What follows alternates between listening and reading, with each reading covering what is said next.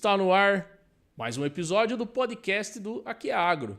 Eu sou Leonardo Bueno e trago com frequência aqui para vocês sempre convidados que fazem parte dos mais variados elos da cadeia desse setor que é o motor. É a locomotiva da economia brasileira, da economia do nosso país, que é o agronegócio. E hoje, meus amigos, não será diferente. Mais uma vez, a gente traz um convidado que faz parte do agronegócio, que vive agronegócio e que está envolvido com uma questão bem interessante que vai pautar o nosso episódio aqui hoje, né? Trago para vocês o Lucas Nori Micheletti. Muito obrigado pela presença, meu amigo, e seja bem-vindo à nossa mesa. Eu que agradeço. Como você falou, é um tema bem específico, né, o trator antigo, mas eu agradeço o convite. Vou ficar devendo o presentinho aí que não chegou a tempo. Vamos cobrar. Agradeço ao Lucas Furlan, nosso amigo em comum, ao Ged também, que através deles que a gente se conheceu, né? Sim. E vamos conversar, vamos falar de trator, de agricultura, né?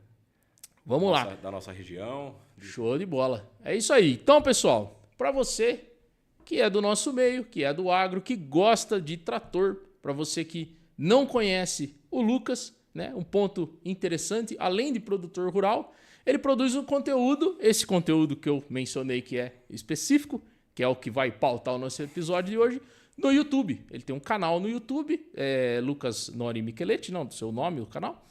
E o canal tem como pauta principal, pessoal, a questão dos tratores antigos e de restauração também desses tratores, né? Mas não é qualquer trator. Não é um trator simples, antigo. Então, para você que já conhece, acompanha a gente aí para conhecer mais ainda sobre o Lucas. E para você que não conhece, já se inscreve no canal dele lá, acompanha o conteúdo dele, né? E já fica aqui no episódio, que hoje a gente vai trazer todos os detalhes. Então, meu amigo, para a gente iniciar, a gente sabe que você é produtor rural, né? Tem a questão dos tratores. Mas eu queria iniciar a gente falando nessa questão da sua relação com o agronegócio. Quando eu tive a oportunidade de visitar você lá, a gente conversou. Você comentou que a sua família, né, uma família de agricultores, né, ali na região mesmo de Itápolis, né, aqui no interior de São Paulo. Sim. Então eu queria que você contasse para a gente, né, sobre essa história familiar e essa relação, esse cerne que pauta você até hoje, porque você está no agro até hoje, né? Você é um produtor, deu continuidade então nessa questão de família que vem de algumas gerações. Queria que você contasse um pouco para a gente sobre essa história, né, de família no agro. Meus avós, né, tanto parte de mãe como de pai, são nascidos lá em Itápolis, né? Acho que os bisavós, tataravós aí que vieram da Itália lá em 1800, 1900, mas essa história assim até um pouco você vê assim que não se manteve essa tradição, né? Até dos antepassados e falar o italiano, né? Foi, né? Mas desde o meu avô paterno sempre foi agricultor. O meu avô o materno ele era pedreiro, construtor, né? Empreiteiro, mas tinha sítio também, né? E depois, na época, para quem não sabe, Itápolis chegou a ser a capital da laranja, né? Num certo período, aí, anos 80, 90. E, então, dos dois lados, assim, dos meus dois avós que eram da agricultura, teve plantação de laranja no meio, né? O meu avô veio até um pouco do café, do gado, e depois acabou passando para laranja, né? Já na época do meu pai e do meu tio. E o outro avô também. Então, assim, minha infância foi em fazenda, passar as férias na fazenda e plantação de laranja, né? 100% plantação de laranja, né? E com isso o gosto de trator também. Itápolis é um município muito antigo, né? Tem mais de 160 anos. E então teve também muitos tratores antigos, né? Da época do café, né? Lógico que eu não peguei essa fase, mas depois de conversando com o pessoal mais velho, mais antigo, a gente passou a conhecer, tinha trator de tal marca, trator de tal modelo, né? E aí a gente ia aprendendo que, assim, algumas regiões tinham alguns modelos de tratores, né? E outras não, né? E aí, acho que talvez por causa do meu avô, né? que é o que me ficou de herança, um trator da marca Ursus, polonês, né? E eu, de criancinha, já brincava em cima desse trator, né? Então, acho que começou aí, né? Toda essa paixão, né? Por trator, né? Trator novo também, gostava, né? Depois, no começo dos anos 90 também, meu pai comprou um trator CBT. Eu era criança, aí, tinha uns 10 anos de idade, né? E aquilo para mim foi um marco também, né? Porque era um trator diferente, né? Produzido aqui no Brasil, um trator grande, com lâmina, né? Então, é coisa que vai marcando a infância da gente, né?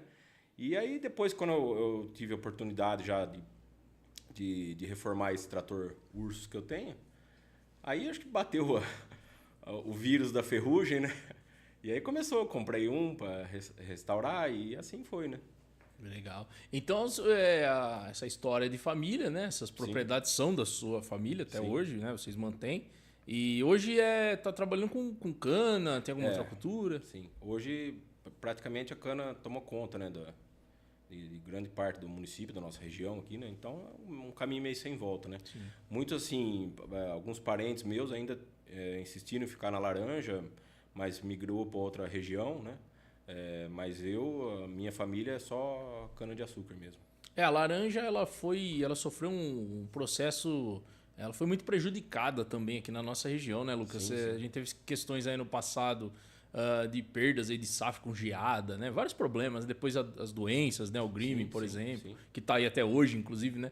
A gente vê algumas empresas aqui da região já fazendo estudos para mudar a laranja, a cultura da laranja para o Mato Grosso do Sul, por exemplo, Sim, né? Então, acho que são questões que afetam até hoje e a cana não tem isso, né? E Itápolis, assim, que eu falei, de área é um município muito grande, mas você vê que o término aí da laranja, da economia da laranja, a cidade meio que estagnou. Então, assim, cresce, infelizmente, bairro popular, né? A cidade mesmo em si quase não cresce. Se eu não me engano, até decaiu a quantidade de habitantes assim, da cidade, né? Porque muita gente acaba indo embora. E a cana, assim, assim, a maioria das usinas de cana que trabalham no município são de outras cidades, outros municípios, né? Então, assim, o dinheiro acaba indo embora, não fica no município, vai embora, né? Porque acho que o Itápolis mesmo só tem uma usina de cana, né? Sim. Que é a usina do Malosso. Mas agora todas as outras, como é um município muito grande, é a usina da região inteira plantando e cultivando cana em Itápolis, né? Sim. Então vira um deserto, né? Assim, um deserto verde que eles brincam, né? Não, perfeito. A característica da. Acentua-se você vê na cultura da laranja. Na fazenda do meu pai, com meu tio, chegou a morar 3 famílias, né? No meu outro avô sempre morou uma. Mas hoje, com a cana, a primeira coisa que vai embora desmancha, enterra casa, né? Para plantar o máximo de cana possível na área. A cana é cerca e cana, né? Isso só acelerou a migração do pessoal para a cidade, né? Que aí aumenta bairro popular e criminalidade, todos os problemas de saúde, de todo problema geral assim que uma cidade tem, só aumenta, né, com isso, né? Sem dúvida. A cana, uma característica dela é essa questão que você mencionou, né? É bem interessante falar disso. A gente, inclusive, vê poucas pessoas falando disso, né? A cultura da cana, e principalmente do jeito que é hoje, que é um certo monopólio, né? Pelo menos aí por parte de empresas como a Raizen, até a São Martinho, né? Uma empresa que cresce muito, né? São empresas que estruturam o setor, esse é um fato, mas não falando das empresas, falando da cultura. A gente acaba tirando as pessoas do campo, né, Lucas? Porque acontece isso que você mencionou. A cana hoje é cerca, porteira e cana. Sim, Né? sim. Você não tem uma colônia, Sim. por exemplo, né? Que era o que tinha antigamente, que você mencionou, né? Desde a época do café, esse processo só vem se aumentando, né? E chegou agora, eu acredito assim, até para um futuro, num processo meio irreversível, né? É difícil quem vai querer voltar a morar no campo, né? Vai virar uma empresa, tudo com tecnologia, então você tem um trator aí que, né, assim, substitui quanto de mão de obra, né? Sim, cada vez mais, né? Então praticamente acabou, né? Vai virar... Eu lembro que eu até era bem pequeno, eu já começava a observar essas coisas e brincava com meu pai. Meu pai uma vez falou, é verdade, né? Que antigamente, assim, na época do café, eram muitas fazendas e fazendas grandes, né? E, lógico, a mão de obra, até depois da época dos escravos, essas coisas. Mas, assim, eram grandes fazendas. Depois, com o passar do tempo, aí, assim, a fazenda vai se dividindo, né? Fica para 10 filhos, né? Exato. E aí desses 10, cada um tem 5 filhos, aí vai se repartindo, né? E hoje vai começar a se inverter isso aí, né? Porque, por exemplo, vai ficar vai acabar a agricultura, não a agricultura familiar, mas assim, a pequena propriedade, né? Sim. Entendeu? Ela fica praticamente inviável. Inviável. Né? O médio produtor, igual a gente, já é difícil de se manter. Ou para baixo, a tendência é tudo você vir para baixo, assim, e crescer você não consegue, então você fica perdido, né, no meio do caminho ali. Ficou cercado, questão de custos dolarizados. Sim, exatamente. Questão das commodities, né, a comoditização de várias culturas. Eu acho que assola mesmo. E uma questão que não é muito também falada, assim, né, Lucas? Eu acho que deveria ser um pouco mais difundida, porque muita gente da cidade, a pessoa que nasceu e sempre viveu na cidade, muitas vezes ela não tem noção do que é a vida no campo, né? Sim. E uma coisa que eu vejo que não é muito dita, e acho que pega um pouco nessa linha que a gente vem comentando, é a questão de que no campo, a vida no campo, ela pode até ser simples, né? Mas no campo não existe fome, não existe miséria. Não. Né? Isso é um fato. Se a pessoa sabe cuidar da terra, ela pode não ter dinheiro, mas ela vai ter comida. Ela vai produzir o próprio alimento. E é uma questão que vai acabar até se perdendo, né, dentro dessa linha que você comentou. Né? E não precisa ir longe. Há 20 anos atrás, por exemplo, a fazenda onde mora meu tio até hoje, assim, não vou dizer que era praticamente autossuficiente, mas tinha leite, porco, entendeu? Tinha pomar, assim, não um pomar de laranja, né, a produção em larga escala, mas tinha um pomar com fruta, com limão, Exato. com banana, com mamão. Hortaliças. Né? Plantava-se um pouco de milho para consumo. Então, era praticamente autossuficiente. Hoje não, a gente está cada vez 100% dependente do mercado, do açougue, entendeu? Da água de galão, né? E é o que eu falei, eu acho que é um caminho meio sem volta, né? Agora, não sei o que vai ser do futuro, né? As coisas mudam, né? Só que por outro lado, assim, também, assim, a gente não está criticando a cana, assim, a gente está mostrando a nossa realidade, o que acontece na nossa região. Não, perfeito. Mas por outro lado, às vezes conversando com amigos, eu também brinco, falo assim, mas a gente tem, por um outro lado, agradecer a cultura da cana, esse boom também, de uns anos para cá, que foi mais ali dos anos 2000 para cá, né? Agora começou aqueles carro flex, né? Sim. Porque se não tivesse a cana na nossa região aqui, o que ia ser com o fim da laranja? Porque o fim da laranja estava certo, né? A cana ainda ela veio, por sorte, muitos ainda tinham a opção de arrendar para cana o sítio, porque senão o que a pessoa ia fazer? Ia plantar, ia vender o sítio de graça para outro, sem dúvida. Né? Então, assim, para muitos ainda foi não é uma solução, assim, uma luz no fim do túnel. Sim. Né? Foi uma salvação, né? Sim, exatamente. Essa economia da cana de açúcar. Perfeito. Não, o caminho é esse.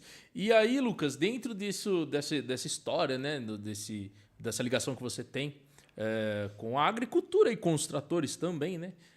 Na visita que a gente fez lá, eu tive a oportunidade de conhecer as máquinas que você tem. Sim. E observei que você tem um CBT lá e você tinha comentado que tem outros, né? Esses CBTs que você trabalha até hoje com eles e são esses que já estão na família, os tratores que você usa hoje? Não, o CBT que eu tenho no sítio é um modelo 2105, com motor Mercedes. Ele, assim, ele trabalha, mas não é uma coisa assim que é um trabalho, né? Usa ele ocasionalmente, já coloquei até no serviço pesado, mas para você ter uma ideia, os pneus dele são originais ainda, né? Um trator com poucas horas, então, assim, não dá para abusar, né? Assim, para trabalhar com ele constantemente, precisaria melhorar alguns aspectos. Então, assim, deixo ele meio de antiguidade, mas sempre que precisa tá usando ele, né? E aí, fora isso, são tratores mais novos, Valtra, New Holland, né? Sim, eu mencionei o CBT exatamente para a gente chegar nesse ponto, que era o ponto que eu queria, né, explorar um pouco mais, de ser um trator mesmo de estimação, né? Sim, que nem eu falei, assim, para mim, eu acho que começou de criança quando meu pai comprou esse CBT, que era um modelo 2600, que assim, ele já é um pouco superior a esses dois que eu tenho hoje, né? Já era a entrada pela lateral, assim, com a escadinha, né? Já tinha uma direção hidrostática. Então, acho que aí começou a despertar. Aí eu tive a oportunidade de comprar, acho que em 2012, esse modelo 2400, que é o com motor Detroit, né? Que hoje, assim, do pessoal que coleciona, é o que todo mundo procura de inicial, é o modelo 2400, né? E aí, depois de um tempo, acho que uns 5 anos depois, eu consegui comprar esse 2105, né, com motor Mercedes, aqui em Araraquara, né? Tava até próximo aqui.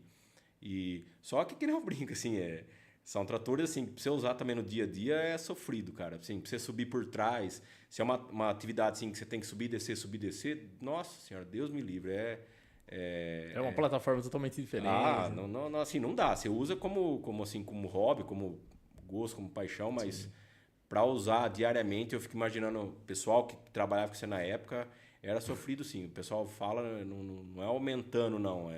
É verdade, sabe? Era uma coisa assim. Era um trator assim, muito robusto, muito simples de mecânica, mas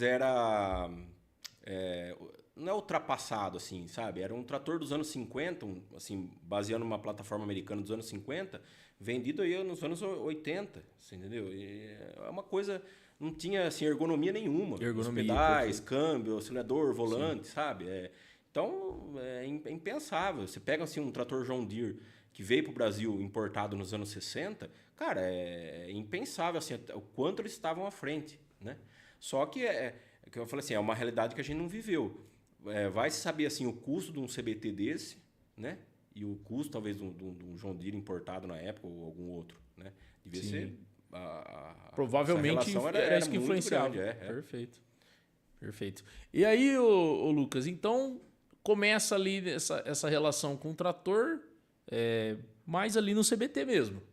E como que você iniciou nessa linha da restauração dos tratores? Porque um ponto que eu achei muito interessante é que você tem lá na sua coleção particular, pessoal, você tem tratores muito difíceis de encontrar. Sim, Você tem raridades lá mesmo, né?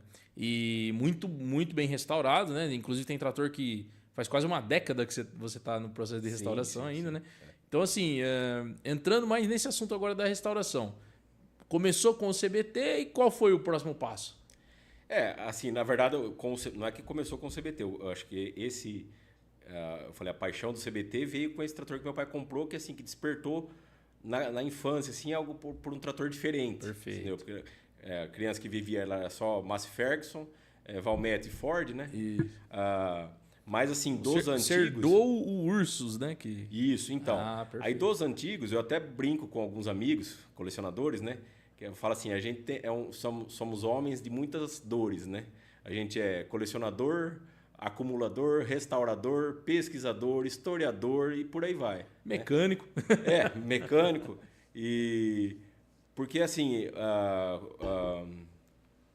Aí, acho que como de criança assim, já gostava assim, de trator, então tudo que você vê no diferente parece que te aguça assim, a querer conhecer mais aquela máquina, né? E eu lembro assim que de pequeno, então assim, às vezes a gente ia andar de bicicleta com os amigos, e na cidade sempre tinha algum trator parado, algum na oficina, né? Então sempre aquele trator diferente me chamava atenção, me despertava interesse assim, em ver, saber o modelo. Igual como assim, você deve saber, como criança começa a gostar de carro, né? Então, sabe, o carro esportivo, aquele corre mais, aquele tem tal motor, né? E parece que assim, pelo menos comigo, com algum assim, quem gosta mais de trator, mas era isso ligado a trator, sim, né? E que nem eu te falei, aí na fazenda sempre teve esse trator Ursus, né? Que ficou do meu avô lá, ficou pro meu tio, depois ficou praticamente abandonado no tempo lá, com o pneu murcho, né, jogado lá. E aí eu sempre tive interesse assim em ver aquilo funcionar, né? Desde criança, ficava imaginando. Mas era criança pequena, não tinha assim condição nenhuma, né? E acho que por ironia do destino, depois de um tempo, meu pai assim, também sempre gostou de fazer as coisas mais diferentes, né? E aí conversou com um mecânico lá da cidade e falou: vamos reformar o trator. E aí meu pai colocou uns pneus velhos nele, arrastou lá no embarcador, colocou em cima do caminhão e levou para a cidade no mecânico. E aí, só que acho que na época também ficaria caro, né? Como sempre é e sempre vai ser, né? E aí meu pai meio que tirou o pé e só nesse mecânico ficou 10 anos lá o trator, parado lá assim na oficina. Entendi. E eu sempre que, assim, tentava mexer com o mecânico para dar um start ali, né? Mas nunca tive sucesso. Aí um dia eu já tinha mais de 18 anos, fui conversar se meu tio queria vender o trator para mim, né? Que até então, assim, meu pai falava que era meu tio falava que era do meu avô. E ficava aquele jogo de empurra, né? E aí meu tio falou, não, fica pra você, né? Só que você reforma ele, né? Ah, e aquilo foi meio que um... Foi o start. Aí deu certo, lá da onde ele tava, eu começar a reforma dele, né? E aí, assim, aquilo foi um aprendizado, mas também foi, assim, foi uma escola, né? Mas também, que nem eu falei, parece que o vírus da ferrugem aí entra de vez, né? Perfeito. E aí, depois disso, você começa a falar, nossa, tal lugar tem um trator. Alguém falava. Ah, pegava o carro e ia lá ver, né? E até então, assim, a internet era mais e-mail, uma foto digital era bem difícil ainda, né? Então, na época assim, que eu comecei atrás, era pegar o carro e ver. Alguém falava, o pessoal mais antigo falava, e corria atrás, né? E aí, acho que foi uns 2 anos depois que eu comprei meu segundo trator, né? O trator MAN, aquele com tração. E graças à internet também, e eu acho que é o YouTube, se eu não me engano, porque na época o YouTube, para você ter uma ideia, era mais uma plataforma assim para a gente colocar algum videozinho curto de coisas assim, pessoais, né? E aí eu lembro que eu fiz o vídeo do Ursus, da reforma dele, era um vídeo que você fazia com fotos, né? Colocava todas as fotos em sequência, assim, com uma musiquinha de fundo, né? Certo. E aí colocava. E aí eu acho que um rapaz de São Paulo viu, né? E entrou em contato que tinha alguns tratores que era do pai dele, eles estavam vendendo a fazenda, ia vender os tratores. E ele mandou algumas fotos por e-mail e estava em Pindamonhangaba, na fazenda de uns japoneses. E aí, assim, era longe para ir ver, né? Por sorte que eu falo, aí já tinha internet, a internet ajudou bem, né? E aí deu certo, eu comprei o segundo, né? Que foi o MAN. O MAN, isso. Aí depois do MAN, acho que ao mesmo tempo, assim, já veio também pela internet, assim, o Oliver, né? E junto também o Lance Bulldog, que é igual ao Ursus. Perfeito. E o Lance foi uma história interessante também, assim, que eu acho que eu falei para vocês lá em casa, né? Que tem o ditado, assim, parece que tem coisa que cai no colo da gente. Quando é para ser da gente... Esse Lance, eu lembro que eu já acompanhava, assim, na internet, já procurava o trator antigo, assim, na internet. E aí apareceu esse Lance no leilão. No leilão da Superbid, em Rio Brilhante, no Mato Grosso do Sul. E eu falei, puxa vida, mas como que um trator desse, sabe? É uma coisa assim, meio... Para aquela época, assim, na internet, era meio fora assim, do normal, né? Sim. E aí eu até lembro que eu acompanhei o leilão, mas os valores na época já estavam assim, bem acima, né, do que a gente podia encarar. E aí deixei quieto, assim, passou, né? E aí esse trator foi parar lá em Piracicaba, que acho que foi o que arrematou ele no leilão, né? Depois viraram até amigos meus, né? E aí depois foi lá para Piracicaba, eu consegui comprar esse Lance desse pessoal de Piracicaba que comprou ele. E aí tô com ele até hoje, assim. E que nem eu falo, então graças assim à internet, a gente ia fazendo amizade e comprando trator, né? E aí depois desse que é assim que eu falo que foi os quatro, os três, né? O Urso veio de herança, mas o MAN, o Oliver e o Lance foi assim os três iniciais assim que despertou a mesma coisa, que nem você falou na restauração, na coleção. Aí você começa a ver que você tem que pesquisar, ir atrás, fazer amizade com quem já entende. Uma coisa né? puxa a outra. Né? É uma corrente, assim, uma né? corrente, perfeito. Ô, Lucas, e em relação ao primeiro, né? Ao Ursus aí no caso, que foi a herança. Você conhece a história desse trator? Você sabe como ele chegou até a sua família, como seu avô? Esse Ursus sempre foi novo lá da cidade, né? Foi comprado por essa fazenda, que hoje é a usina de cana, né, dos Malossos, mas foi comprado novo. Na época eles tinham um engenho de pinga e compraram esses tratores de um senhor europeu, não lembro a exata nacionalidade dele, mas o apelido, o nome dele era Stanislau, né? E ele que trouxe esses tratores para Itápolis, né? E aí ficou, e depois passou para trabalharam, né, nessa fazenda, né, uns 10 anos, e depois foi para um mecânico que consertava eles e vendia como trator usado.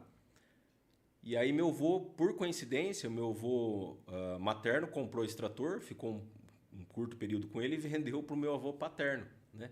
Mas assim, é uma curiosidade que depois que eu fui descobrir também, porque meu pai e minha mãe na época eram criança, né? Coincidentemente, depois eles cresceram e se casaram, né? Mas Um avô vendeu o trator pro outro, assim, eu acho que são poucos os casos que aconteceu isso, né? Sim.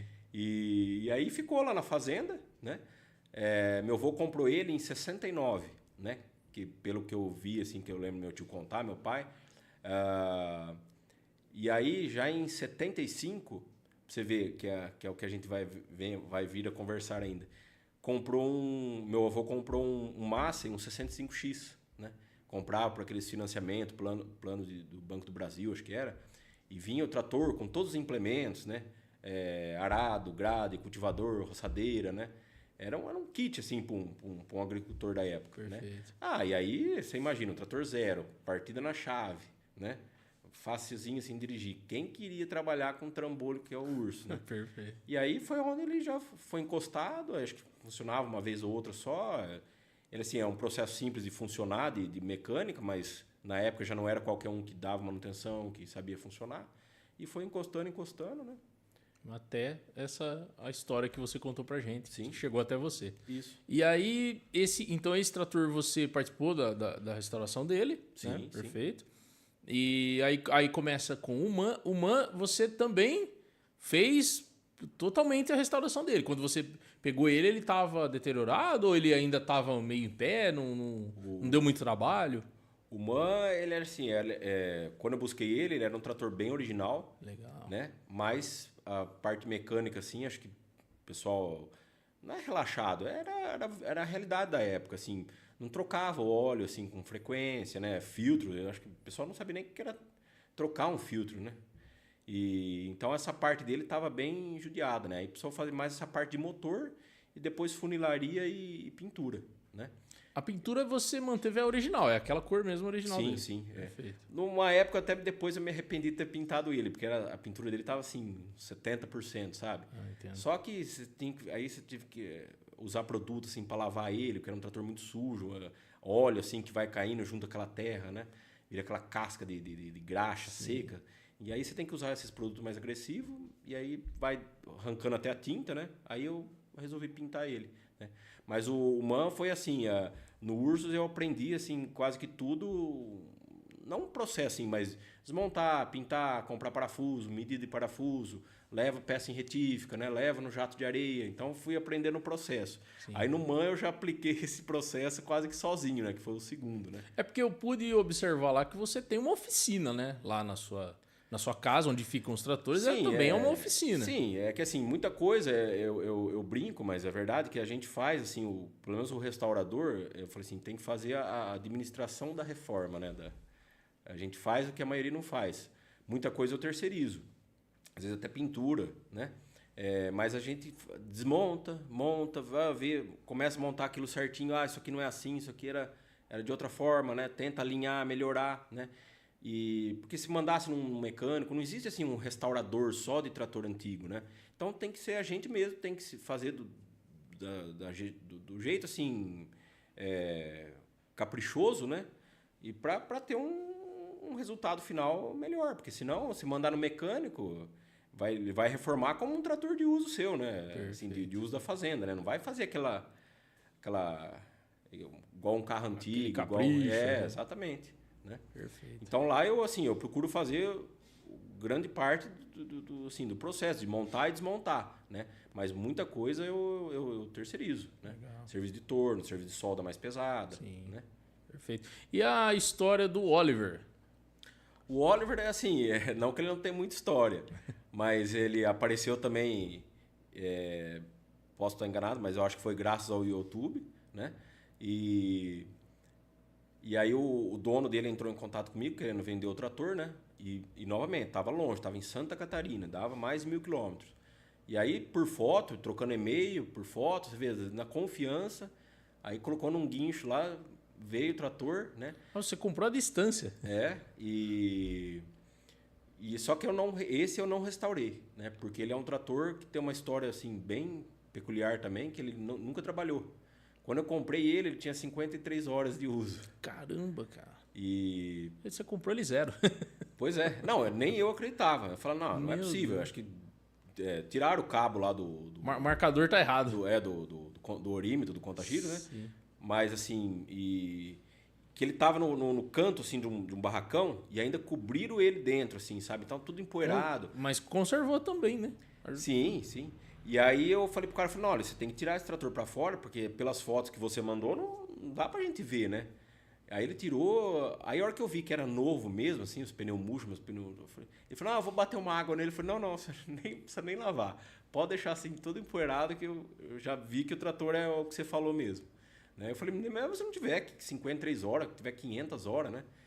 E aí veio o trator, eu que tirei aquela poeira dele de anos, né? E só fiz funcionar, assim, troquei o óleo, lógico, né? E hoje eu já coloquei umas horas a mais nele aí, com uns passeios, com umas aventuras, mas é um trator assim que não...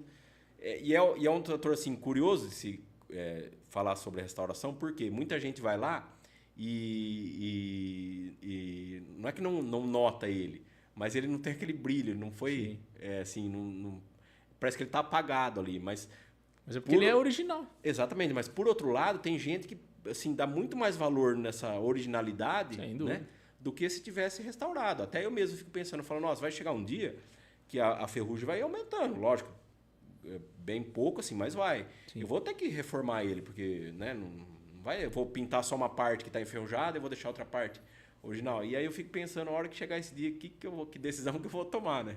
Tomara que não fique para mim, fique pro meu filho, mas uma hora vai ter que reformar ele, né? Porque perfeito. É uma cápsula do tempo, sabe? Sem mas dúvida. Só que o que mais estraga se vê, até muita gente escreve às vezes na internet, assim, vê algum vídeo, esses tratores, não só o Oliver, tem bastante... Tem um amigo meu que comprou um CBT, um trator CBT 8060, também zero, ficou numa agência lá, acho que era trator de teste, assim, de demonstração. Agora não vou lembrar com quantas horas tá, mas não tem 100 horas, acho que é 50 horas também, 30 horas. O trator tem mais anos do que horas. Exatamente, E aí até muita gente fala, mas não pode nem usar, o certo é deixar... Eu falei, cara, você tem gente que compra uma Ferrari para pôr na sala de casa. Aí eu falei assim, se eu for comprar um trator que eu não poder, ao menos dar uma volta e curtir, né, e usar, que nem o Oliver, eu uso dentro do possível, né? Já às vezes trabalhei com ele assim em serviço leve só para ver, né? Sim. Mas não é um trator que um ponto que eu achei interessante, vou estragar ele, né? Um ponto que eu achei legal o seu lá é que todos os seus tratores realmente eles funcionam, né? É um gosto assim que eu tenho, né? Tem gente que não liga, mas eu tenho para mecânica tá 100%. Sim, ele não é um objeto, ele realmente é uma máquina. Sim, Ou às vezes, né, assim, tem muita gente também que restaura um trator, mas o hidráulico não funciona porque não acha bomba hidráulica. Eu falei, poxa, mas não tem lógica um negócio desse. Você tem que funcionar o trator 100%, entendeu? Parte elétrica, farol, lâmpada, os relógios, tem que estar... entendeu? Eu falo assim, você pode economizar numa pintura, né? Às vezes até num pneu, colocar um pneu usado, mas assim, ele tem que estar 100% funcional. Perfeito, né? Sem dúvida. Porque, assim, o CBT que eu tenho, o 2400, eu procurei fazer um degrauzinho acima aí na restauração, sabe? Fazer o máximo que eu consegui de originalidade, peça original, né? É difícil. Hoje eu falo que é quase que impossível, assim, né? Mas eu tentei fazer como se ele tivesse saído de fábrica, né? E eu pudesse ter adquirido ele zero, né? Perfeito. Mas agora esses outros, lógico, por causa da limitação da marca, do modelo, da raridade, já não dá para ficar fazendo isso. Mas você restaurar a mecânica, fazer ele usual, vale a pena. Sem dúvida. Não é que vale a pena, assim, é uma coisa... tem que fazer isso assim, meio que em respeito à máquina. Você está reformando o seu trator, entendeu? Por que você vai deixar coisa para trás, né? Exato. Entendeu? Mas vou gastar muito nisso aí. Não. Então não tenha. Pois é. Não, aí igual você falou, aí fica então um objeto. Fica um objeto, ali, exato, né? Exatamente. É o colecionador, uma peça né? de museu, né? Exato, perfeito. Que é o que eu respeito, né? Tá lá no museu, não foi destruído, não virou arame de cerca, né? Sim. Mas automaticamente não tem vida. Você entendeu? Exato. Nunca na vida você vai poder chegar lá, dar partida e sair andando, né? Ouvir o barulho do motor. Exatamente, Perfeito. E aí, Lucas, dentro dessa sua coleção, eu observei lá também que você tem um trator, aquele roda de ferro, eu não lembro o nome dele. Que ele chama Turner. Turner, exatamente. Turner Simplicity. Que esse é o que você está em processo de restauração ainda, né? Sim, Isso. E esse você não tem ainda uma previsão de finalizar ele? Tá faz bastante tempo que já tá Não, esse na verdade já passou da hora de estar pronto, né? de terminar. Mas é que assim, aí vai chegar num ponto assim que a gente quer também abraçar muita coisa e sai fora não do alcance, mas do tempo, do orçamento, Sim. né? E esse aí foi um deles, assim, ele já está praticamente pronto. Falta replicar algumas peças que ele não tem e pintar, né? Mas aí, como eu gosto de fazer assim no capricho, para pintar ele, eu vou desmontar ele inteiro de novo para vir pintando e montando. Perfeito. Quando a maioria das reformas não se fazem isso, né? Eu entendo assim por questão também de tempo e dinheiro, mas o pessoal pinta do jeito que tá, assim, e não fica fazendo detalhinho, né? Não, perfeito. E por final você tem o Shepherd. O Shepherd Diesel. Isso, esse é o outro que também tá Cara, nos finalmente. Eu achei sensacional. Não te interrompendo, mas já interrompendo. Eu arrepiei a hora que eu vi o trator. Fantástico. Aquilo é uma máquina única, cara. Eu achei sensacional. Como que você encontrou esse trator? Como que ele chegou até você e os caminhos que você percorreu até agora nessa restauração? Esse foi o que eu brinquei com você, né? Que a história assim, dele daria para escrever um livro, né? Você vê, já tem mais de 10 anos que eu tenho ele. Acho que eu comprei ele em 2012. E ele estava até perto de casa, estava ali na região de Penápolis, em Havaiandava. E depois eu descobri que ele foi comprado novo por um japonês ali da região, acho que de Promissão, né? E eu achei, por acaso, andando assim atrás de ferro velho, de peça, de outros tratores, né?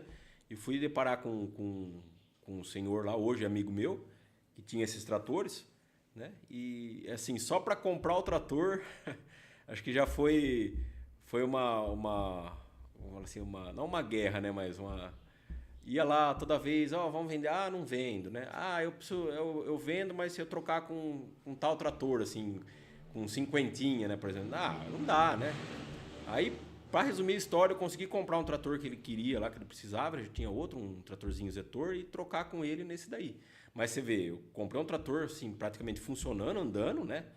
E troquei por um motor desmontado, né? Mas pela raridade que ele é, né? Que até então eu achava que era o único, né? Depois apareceram alguns outros, mas todos também incompletos, né? Então, Sim. assim, inteiro andando, que eu saiba hoje no Brasil, só tem esse daí, né? Esse meu. E ainda falta agora a pintura, né? Esse é aquele que você comentou que entrou no galpão procurando as peças do Isso, motor. Não foi nem no galpão, era no ferro, assim, no ferro velho dele, na garagem da casa. Uhum. Ele tinha um monte, assim, de peça de caminhão, né? E aí faltava o cabeçote do motor e o comando de válvula, né? O cabeçote até achou fácil, porque é uma peça grande, mas que nem o comando de válvula, algumas válvulas, o balancinho, mola, não encontrava, e tava eu, um amigo meu, e ele falou, não, vamos com paciência, porque se não encontrar essas peças, não adianta a gente levar o trator, né? E por sorte, ficamos quase o dia inteiro revirando ali sujeira e peça, e, né, assim, que nem depois eu pensei uma possibilidade de você tomar uma picada de escorpião, alguma coisa, né? Mas deu certo, ele trouxe o trator, e ainda depois, acho que até eu contei para você, que depois de uns anos aí, quase 10 anos, ele achou o banco do trator, né? A armação, assim, onde vai o assento e o assento, né? E aí me deu. Hoje é um amigão meu, né? Mas. E aí, depois de um tempo, ele ainda achou o amortecedor com a mola do banco. Eu falei, olha, esse tem que escrever um livro mesmo, assim, de tudo que eu passei, né? Nossa, ia lá, ficava até de tarde conversando, depois para vir embora. Aí, para vir embora ali de Lins até a minha cidade, passa na SP ali em cima do Tietê, eles falam ponte comprida. Sim. E tava fechado, tava em obra. Nossa, eu tinha que dar uma volta, aumentava acho que uns 50, 100 quilômetros a mais, de noite, estrada ruim. Né? Você veio tudo para tentar negociar um trator, né?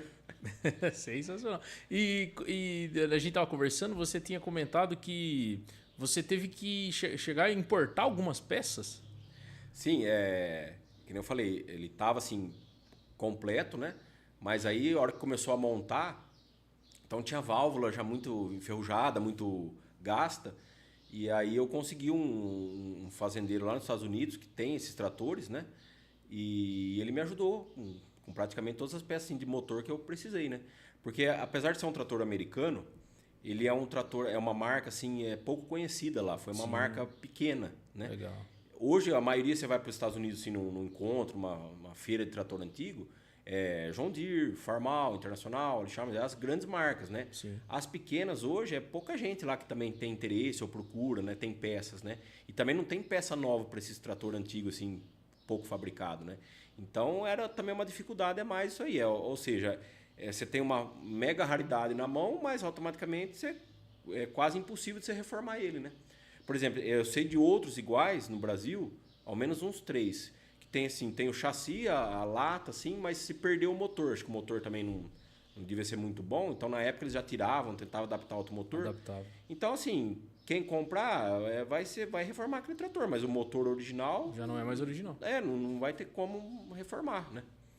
E foi uma das dificuldades que eu passei assim, que quase falei, nossa, se não der funcionar esse trator, eu não vou tentar vender ele, né? Porque, a gente falou antes, o meu intuito é sempre fazer mecânico, fazer andar, né? E na situação que ele está hoje, falta pintura praticamente. Sim, só falta pintura. Só falta pintura. Tá faltando tempo mesmo, mas só falta pintura. Perfeito. Tá funcionando, andando. O original dele é laranja? Laranja, Legal. Tudo laranja. Muito bom. E aí, Lucas, dentro de todo esse universo, então, de restauração, e vai encontrando as máquinas e as coisas vão acontecendo, né? Foi daí que veio a ideia de entrar no YouTube para produzir, de fato, esse conteúdo? Porque eu vi que você é antigo no YouTube, né? Então, pra ser sincero, que eu falei, no YouTube, quando eu reformei o Ursus, eu fiz alguns videozinhos, assim, aquelas máquinas digital fraquinha, né?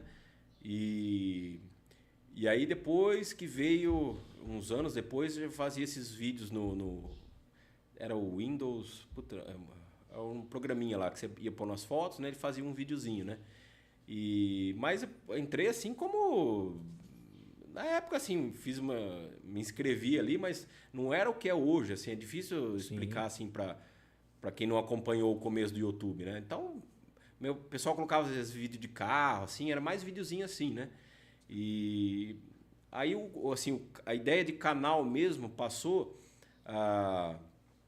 Aí eu já tinha bastante vídeo, e aí acho que foi nem 10 anos atrás, um pouco menos... que eu não sei porque o próprio YouTube começou com esse... Tenta profissionalizar um pouco mais, né? E aí eles passaram a mandar e-mail, você já tem tantos... Porque essa coisa assim, quando eu fiz, não tinha nada de inscrito, de like. Sim. Você não tinha... Nem visualização não contava, né? Entendi. E aí acho que tinha alguns vídeos que eu fiz, que nem do Trator Ursus, lá na Europa, eu acho que ele foi muito bem acessado, né? Legal. Então acho que o próprio YouTube passou a me recomendar assim, falou, olha, fazer mais vídeos ou, né? E aí acho que automaticamente aí veio na onda assim de todos, né? Aí eu passei a colocar mais vídeos, né? Aí eu coloquei vídeo do CBT, que foi na época, é isso mesmo, foi em 2016, 17, 18 ali assim, quando eu estava reformando o CBT com motor Detroit, né? Que aí eu terminei de pintar ele em 2017. E aí já fiz um videozinho dele e coloquei, que foi um dos vídeos meus assim que na época estourou, sabe, né? E aí a partir daqueles o pessoal começava a comentar, pedir mais vídeo, né? Aí fui fazendo, né? Mas que nem eu te falei, assim, meu intuito não é assim, massivamente fazer vídeo e colocar assim no YouTube, assim. Tem hora que eu até nem considero que eu tenho um canal, né? Eu coloco mais, até nem tem conteúdo de todos os meus tratores, né? Eu já tentei assim fazer de uma reforma, assim, acompanhar uma reforma, mas, cara, não dá, eu sou sozinho, assim, nessa parte, até nos tratores, então é praticamente assim, impossível, né, fazer igual o pessoal faz, assim, desmontando, aí filmando, fazendo processo, montando, com bem detalhado. Não dou conta, né, então eu vou fazendo na medida do possível, colocando lá alguma coisinha diferente, né, e também, assim, muita coisa que eu vejo que o pessoal já fez, ou alguma outra pessoa, assim, de mais nome já colocou, já filmou, eu falei, eu vou filmar e vou pôr isso também. Vai ficar igual. Mesmo conteúdo. E até um tempo atrás eu vi que ninguém falava sobre isso, né? Sobre trator a vapor, né? Muitos falam, mas tal lugar tem um trator a vapor. Aí, só que você vai ver na foto, no vídeo, não é um trator a vapor. Nessa parte, pessoal, eu me acho chato, sou chato, né? Porque eu falo, gente... O pessoal confunde. Aí você vai olhar na foto, no vídeo, é um rolo compressor, Na frente tem aquele puta rolo, as rodas de trás também lisa. Então, rolo compressor a vapor. Aí o pessoal vê e confunde com trator, né? Trator. Que trator a vapor no Brasil são, hoje que eu sei, são 3, né? E aí eu vi esse caminhozinho e falei, opa, ninguém falou disso, né? E aí eu fui até Maracaju, lá no Mato Grosso do Sul, onde tem um museu de tratores, uma associação lá de holandeses, um é amigo meu. E aí filmei lá, eles têm um trator a vapor, não funciona, tá lá no museu, é de um dos associados, né? E o outro tá aqui em Bebedouro, aqui no museu do Matarazzo, no museu da cidade, também não funciona. E o terceiro, que é o que funciona, tá em Santa Catarina, na divisa de Santa Catarina com o Paraná. No Paulo Schaeffer, um amigo meu também, eu tive lá, conheci o trator dele de perto, né? Legal. E esse você vê, ele funciona, ele participa de festas ali na região, né? E Sensacional. aí eu fiz esses 3 videozinhos e coloquei no YouTube, né? Mas eu não sei se o pessoal também não é muito o que o pessoal quer assistir, então não deu assim, não surtiu tanto sucesso, Sim. né? Mas tá lá, pô, se alguém pesquisar assim, quiser se informar de trator antigo no Brasil, pelo menos esse... E realmente vai ver o trator a vapor. Sim, exatamente. Eu fiz um vídeo para cada trator, né? Para pelo menos ficar registrado ali. Legal. Né? E aí, Lucas, dentro dessa, né, que você inclusive acabou de comentar, a questão aí dos museus, né, todos esses contatos, você acabou criando uma rede de contatos, né? Porque, Sim, como a gente comentou, você está no YouTube já há um tempo considerável, produziu bastante conteúdo, tem muito contato, são comentários, né? Você vai fazendo amizades ali. E dentro disso eu pude ver que você já produziu vários conteúdos visitando museus, né? Inclusive fora do Brasil. Né? Você tem conteúdo feito nos Estados Unidos, que é um nível diferente de museu. Queria que você comentasse um pouco dessa passagem aí que tem no seu canal, né? Vários episódios ali visitando o Museu da Ford, né? E entre outros.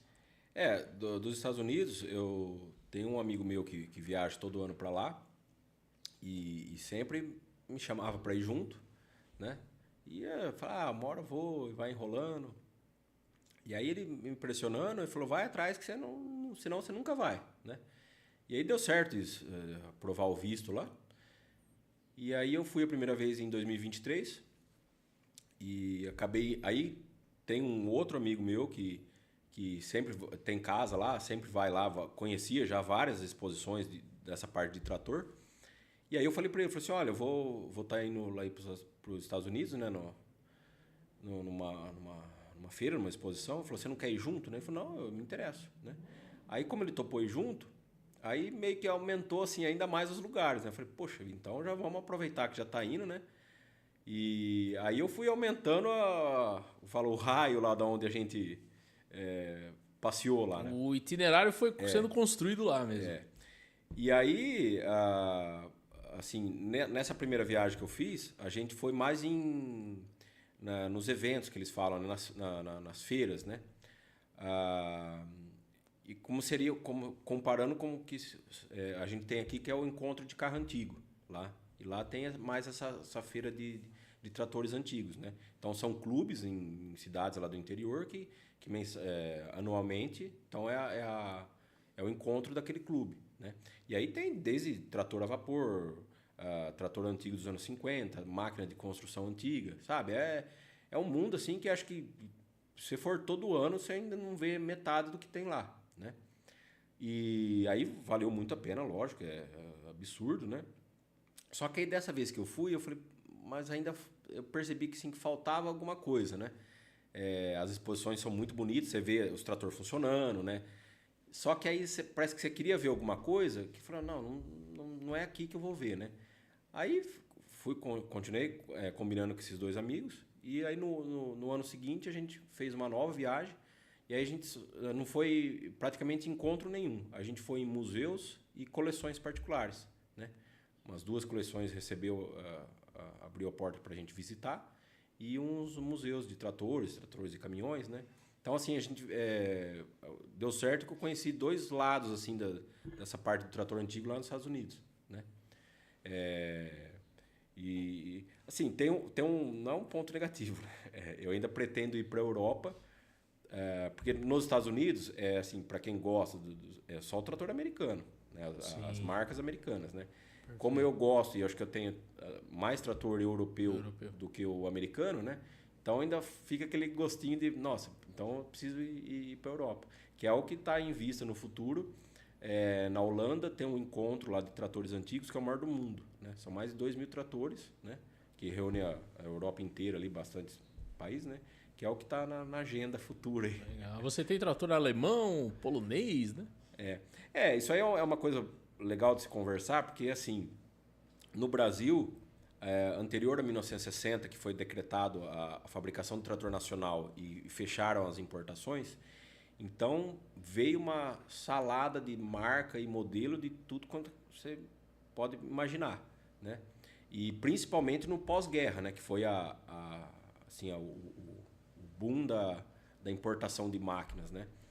E assim, hoje para nós colecionadores é uma coisa boa, porque você tem várias marcas, modelos, raridades, né?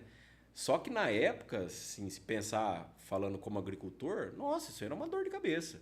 Porque você tinha um trator americano, às vezes até uma outra marca de um trator americano, mas de outra marca, os implementos não eram compatíveis, você entendeu? Sim. Então você tinha que ter aquele trator seu, com aqueles implementos todos, que só encaixava nele, né? E às vezes o teu irmão, o teu vizinho tinha um outro americano também, não era intercambiável. Exatamente. E aí, se fosse um trator europeu, pior ainda. Né? Que aí foi quando começou a se desenvolver o sistema de 3 pontos do Ferguson, né? Perfeito. Que é o que ficou mais famoso. Assim. Depois o Ford também começou a usar, que é o engate 3 pontos, né? O hidráulico e o terceiro ponto.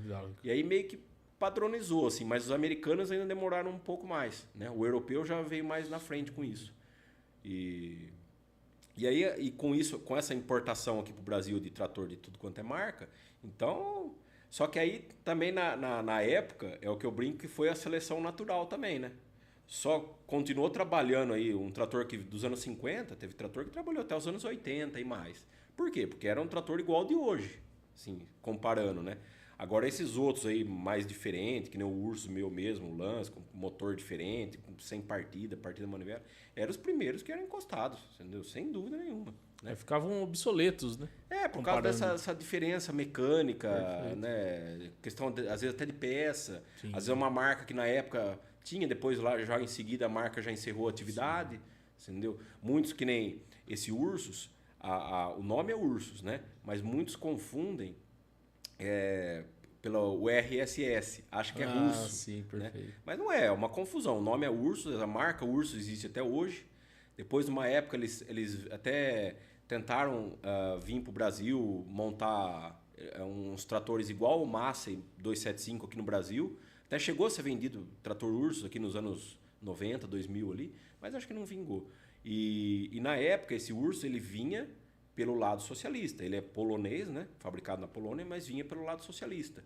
Né? Então, tem toda essa confusão que o pessoal faz assim, com marca, com nacionalidade. Né? Muitos tratores vinham também... determinada região, por exemplo, assim, Itápolis, a maioria é italiano. Né? Aí, às vezes, você vai numa região mais para o Rio Grande do Sul, tem uma colônia mais alemão. Então, sempre traziam um trator da marca ou da região que a família estava lá na Alemanha. Entendeu? Muitos, a gente fala que é o termo usado, né? Que muitos vinham e traziam o trator na mala, né? Trazia o trator que tinha lá, trazia aqui para o Brasil, né? Muitos trator. Então hoje esse trator, por exemplo, é uma raridade, porque ele veio de lá, não foi vendido aqui no Brasil. Hoje alguns tratores estão aqui por causa disso, que vieram com os imigrantes no navio quando vieram para cá. Né? Lá nos anos 50, 40, né? Vieram usados. Exatamente, Sim. E um ponto legal, né, dentro disso que você comentou, você vê ali do final dos anos 50, a década de 60, até o começo dos anos 70, tiveram muitas mudanças, né, Lucas? Muitos...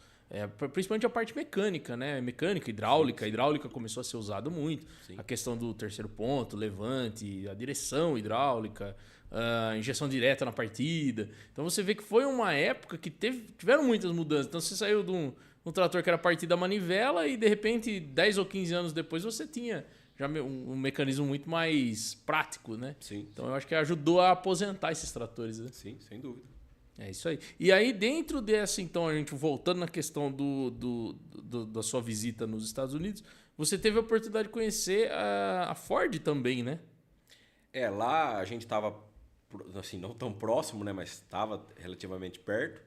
E esse amigo meu falou, você quer conhecer o Museu da Ford? Eu falei, não pergunta duas vezes, né? Estamos aqui.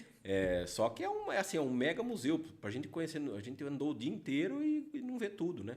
E lá tem de tudo. Tem, assim, a parte agrícola, trem, carro, motor, caminhão. Bom, o que vocês imaginarem. Casa, eles reproduzem uma casa, assim, de época, que você entra dentro, sabe? Você fica até, assim, em choque, porque é uma volta no tempo mesmo, sabe? É impressionante. Todos os itens, assim, da casa, né?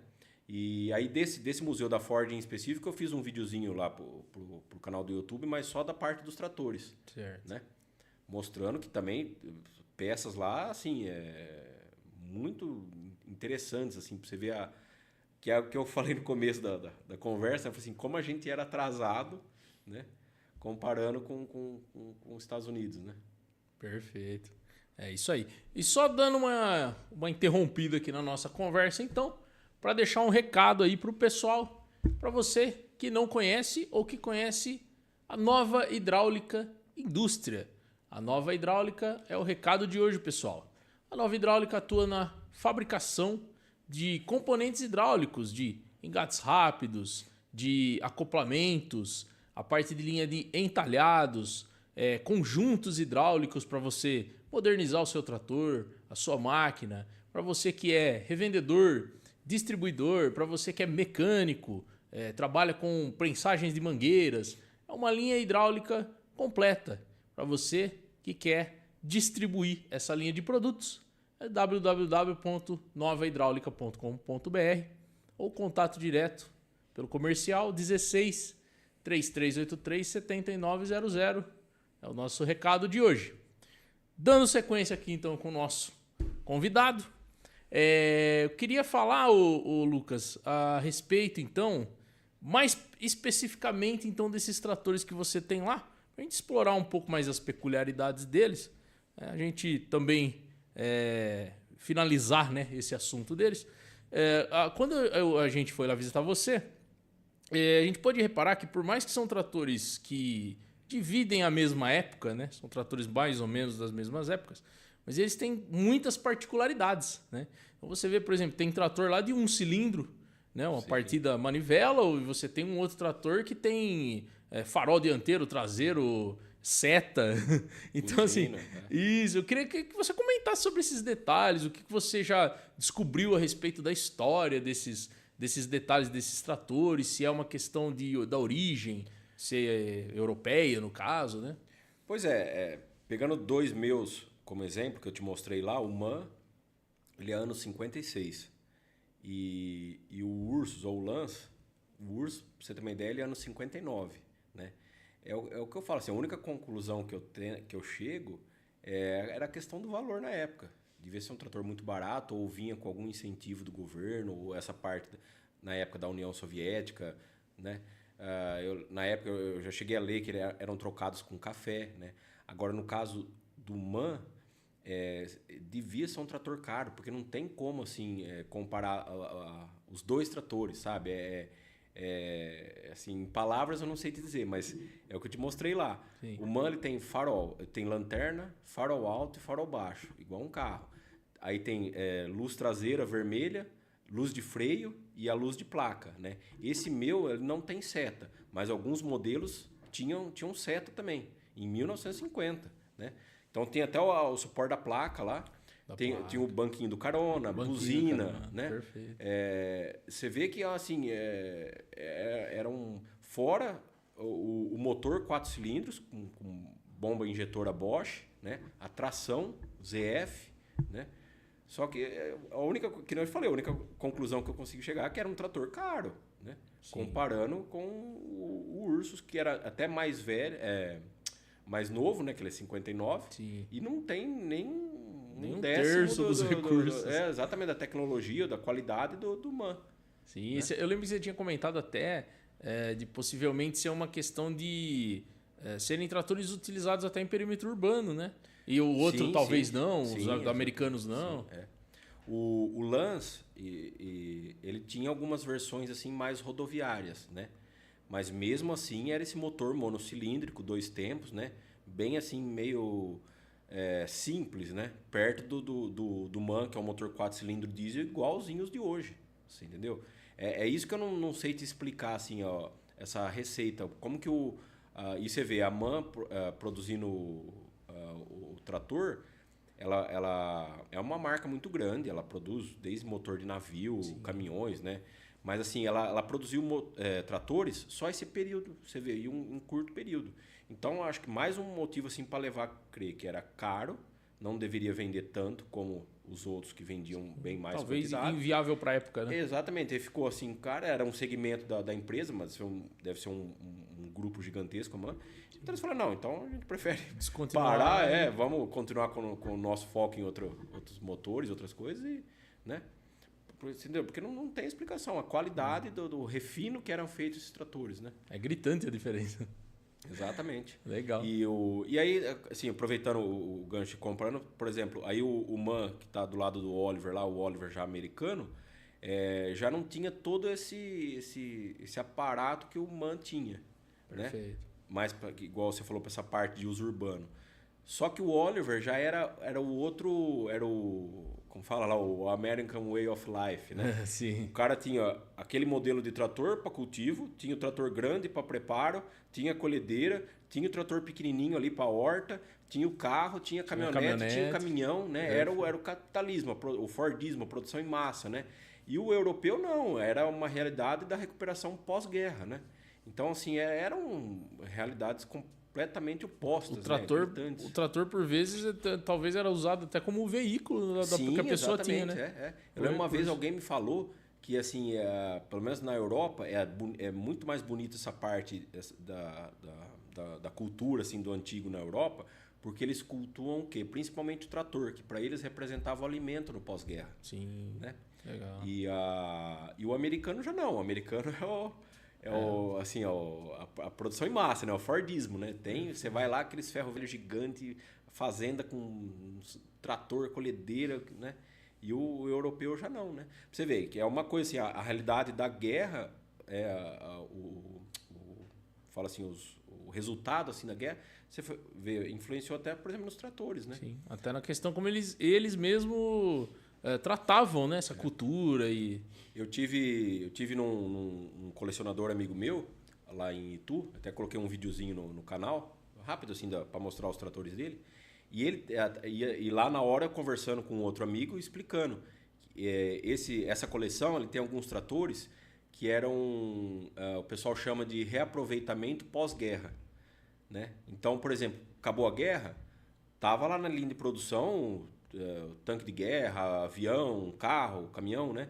E vai produzir isso aí, não mais. Então paravam e reaproveitava a roda e aproveitava em trator. Então você olha o trator assim, você vê que não parece meio que um trator agrícola.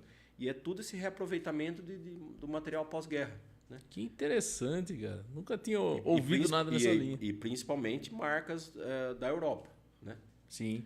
Nos Estados Unidos tem uma outra coisa assim, bacana nesse assunto do pós-guerra assim, com tratores, durante a guerra.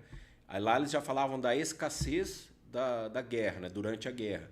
Então, muitos tratores americanos, assim, eles falam em revista, mostram, né? Então, assim, o trator, em vez de sair com 2 farol, saía com um só, ou sem farol, né?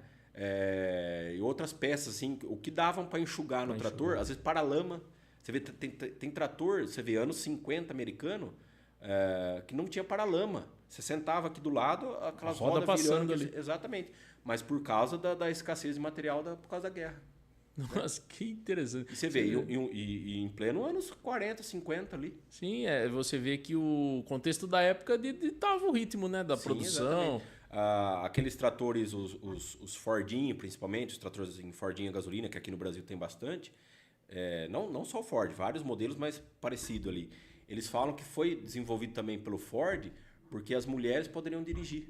Perfeito, né? sim. Porque, por exemplo, o marido estava na pra guerra e a mulher poderia dirigir o trator, era fácil.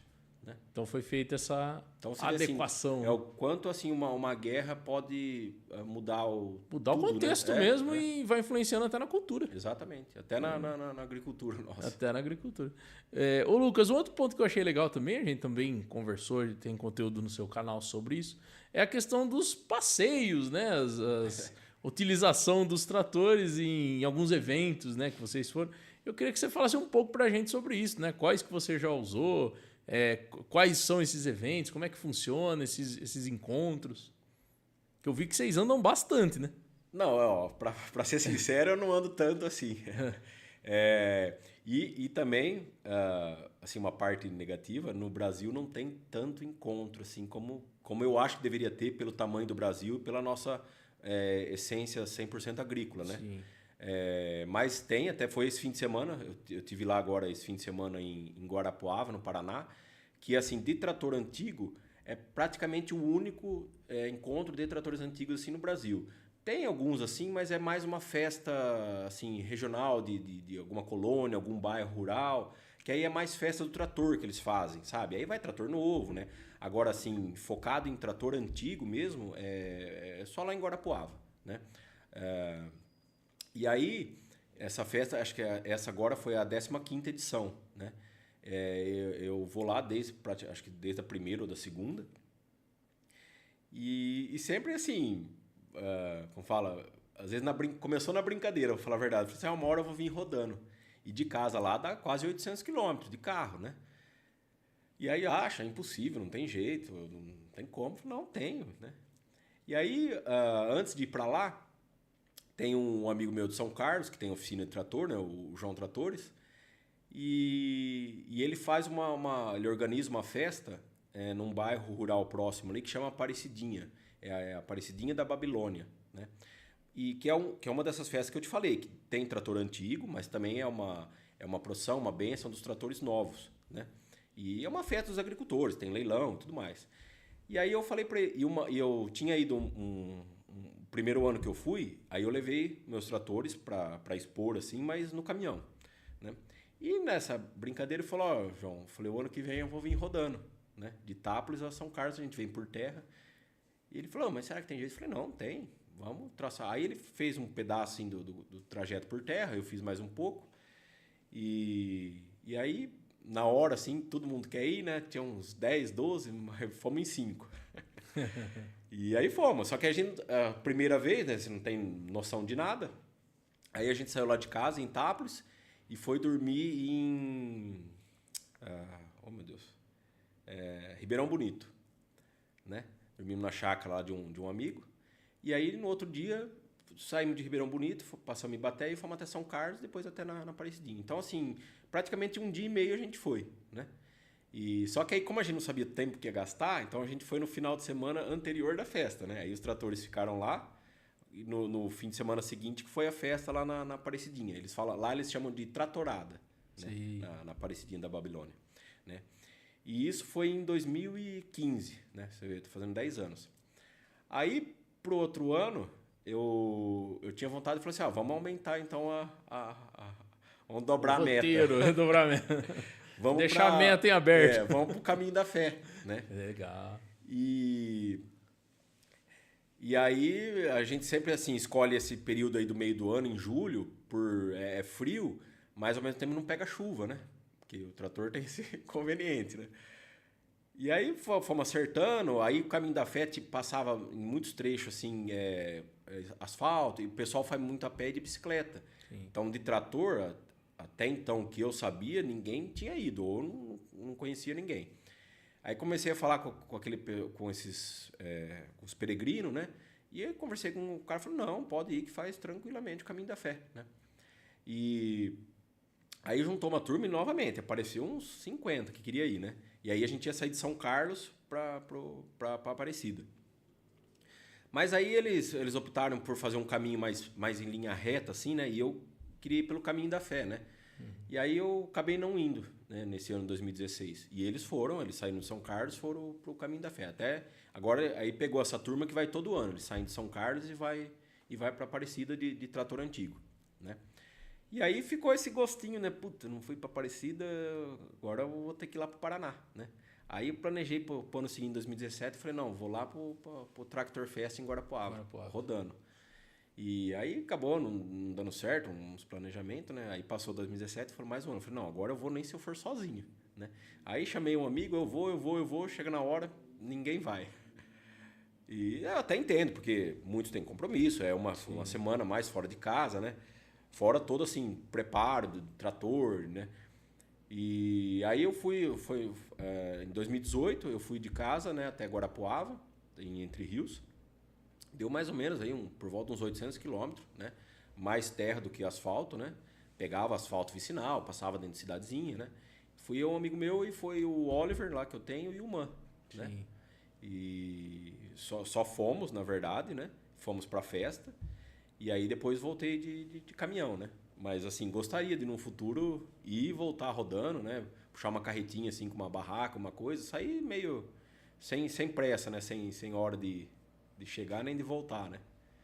E aí depois também, acho que uns 2 anos depois, 2020, acho que foi, eu fui com uns amigos de Socorro, que aí eles vão para Aparecida, lá é um pouco mais perto, cidade de Socorro, eles vão e voltam, né? Dá uma semana também, eles vão em 3 dias e voltam em 2, né? Aí eu fui junto com eles, fui com o Man. Legal. E até, assim, dos tratores que eu tenho, assim, você vê, o que a gente tava conversando anteriormente, né? O Man é o único, assim, que eu usaria, né? Indico e usaria para esse fim, assim, Pelos recursos, né? Na frente, eu até esqueci de falar, na frente ele é traçado, né? Ele tem o diferencial na frente, mas ele tem um feixe de mola, que é para um trator isso é como uma suspensão, ele não tem um eixo fixo na frente, né? Perfeito. Então, numa estrada, assim, desburacada, uma coisa, ele tem um pouco mais de conforto. Sim. Né? Então você vê, um trator de 1956, né? Já era pensado meio que para esse uso que igual você falou, esse uso de locomoção, né? Um uso rodoviário. Um uso híbrido, né? Tanto ali no meio rural quanto no urbano, perímetro urbano. Legal. Ô, Lucas, dentro dessa trajetória sua aí, então, com essa coleção particular, com os CBTs e enfim, todos esses tratores que você tem até hoje, quais você acha assim, que são os principais desafios da restauração? Cara, é assim, eu sou suspeito de falar pelo seguinte, no começo eu procurava fazer tudo e terceirizar o mínimo possível, né? Hoje, eu acho que, como assim, por questões de economia, política, o nosso dia a dia, hoje se inverteu. Eu já quase não consigo fazer nada, então eu tive que aumentar mais ainda o que eu terceirizo. Só que aí, o problema de hoje, né? Hoje eu quero terceirizar mais, ou seja, eu pagaria a reforma inteira, só que aí não tem profissional para fazer. Você não tem qualificado para... exatamente. E aí você vai se estressar, aí aquele hobby, aquela restauração acaba virando uma dor de cabeça, né? Então, muitos dos amigos colecionadores que eu conheço, que eu tenho conhecimento hoje, eles fazem ou eles mesmos, ou ele tem um mecânico quase fixo dele ali, né? E fazem dessa forma, né? Porque o principal desafio hoje seria isso aí, a mão de obra, né? E boa parte do que eu faço é porque eu gosto mesmo de pôr a mão na massa ali, né? Sujar a mão de graxa, digamos assim, pegar a ferramenta e desmontar, né? Sim. Eu até brinco que eu mais desmonto do que monto, né? Mas assim, tô mexendo, né? Agora, tem gente que às vezes, eu acredito que tenha muita gente, eu queria reformar o trator, que era do meu avô, do meu pai, e não tem, assim, conhecimento, mas também não encontra alguém que o faça, né? Por exemplo, o João de São Carlos, né, que tem a empresa João Tratores, sim, ele meio que acabou se especializando nessa parte, e acho que hoje é o único assim que pega trator antigo para restaurar. Só que já está com uma fila extensa, você entendeu? Já tem assim a maioria dos clientes que levam o trator para ele, então assim, às vezes alguém vai lá, ele acaba até dispensando a pessoa porque já tem uma fila grande de ano aí de trator para ser restaurado, né? Então, às vezes, muita gente vem perguntar para mim por e-mail, no comentário. Eu falo, olha, se você tem condições, você gosta, procura um amigo, uma oficina na tua cidade, aí vai fazendo devagar, vai fazendo você com calma, né? Porque não tem... quem indica algum restaurador bom? Não existe, né? E geralmente tem esse negócio assim, pessoal que restaura carro antigo, né? Às vezes a pessoa associa assim, mas o cara restaura, mas não é a mesma coisa, não é a mesma linha, assim, o mesmo jeito de se reformar um trator do que um carro, né? Sim, sim. Tem várias dificuldades. Apesar do carro necessitar bem mais assim detalhes, né? Mas o trator é a mesma coisa. E tem gente também tem restaurador que fala, se fala do trator, o cara torce o nariz, né? Então é uma deficiência hoje, assim, você ter uma empresa assim, de restauração de renome para trator no Brasil, nem tem, né? Você ter uma restauração de alto nível hoje é complicado, né? Perfeito. E aí, ô Lucas, dentro dessa sua história, então, no YouTube e também fora do YouTube com as restaurações, né? Também, você viveu muita coisa, né? Você já contou algumas histórias aí pra gente ligada aos seus tratores. Porém, teve alguma outra história de peculiar, algum maquinário que você viu, que você encontrou, não sabia nem que existia? Alguma que chamou a sua atenção nessas andanças aí atrás de maquinário, atrás de restaurações? Cara, sempre tem, assim, sempre a gente, quando eu falo assim, você nunca espera que vai encontrar algum tipo de máquina, um modelo aqui no Brasil, e a hora que você menos espera, você tá ali pela internet, ou alguém te manda foto, você fala, não é possível, né? Essa surpresa sempre tem, assim, mas teve alguns, assim, que você pegou meio de surpresa, não vou lembrar de algum específico, mas por exemplo, eu lembro quando, além do YouTube, eu procurava pôr, assim, conteúdo na internet, no Facebook, né?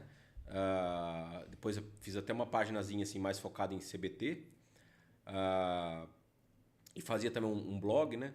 E eu lembro que numa dessas vezes na página da CBT no Facebook, um cara viu o catálogo lá coloquei o catálogo do CBT 3000 com motor V8 a álcool, né? Na época, um projeto da época do Proálcool. E o cara escreveu, tem 2 desses na usina, na cidade de Borá, São Paulo. E eu falei, puxa, será que é verdade? Mas assim, o cara só escreveu, não pôs foto, nada, né?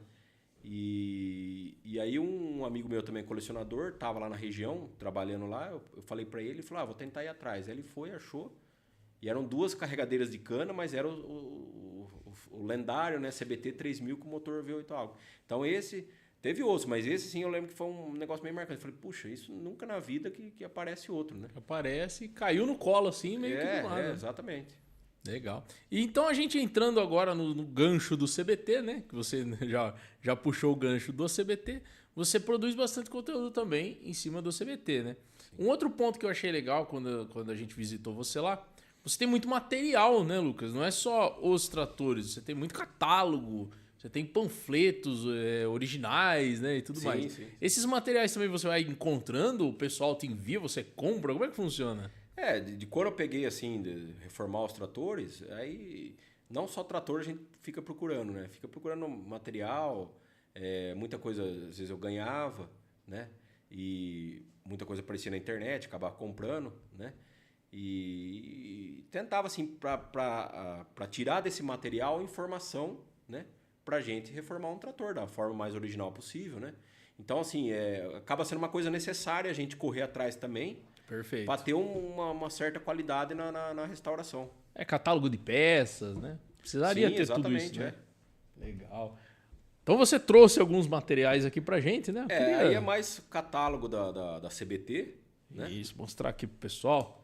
Não sei como é que vai pegar a câmera aí, ó. Aí, ó. E aqui tem a questão do CBT álcool que você comentou, né, Lucas? Sim, é o folheto do trator. O folheto, olha que interessante, pessoal. E isso aqui é só uma amostra do material que você tem lá, né, Lucas? Vê se eu acho aqui. Olha que interessante, pessoal. Não sei se está enquadrando bem, se está dando para ver. Mas deixa eu achar o 3000 a álcool aqui, ó. Vou pegar mais perto aí, ó. Aí na foto tá o trator em cima, mas a carregadeira embaixo, né? Carregadeira de cana. Isso. E muitos acreditam que como trator ele quase não vingou, assim, né? Então a maioria foi para carregadeira de cana mesmo. Sei. Porque com esse motor a gasolina álcool aí, né? O V8, não teria assim o torque ou robustez assim, do motor a diesel, igual o Mercedes, o Perkins da época. Sim. Né? Então, até a foto do catálogo já denuncia, né? Que a maioria. Esses dois que apareceram, que eu comentei, apareceram, né? Que é os dois CBT álcool que a gente tem conhecimento que existe hoje, eram 2 carregadeiras de cana, né? Aí hoje estão restaurados como trator. Sim. Né?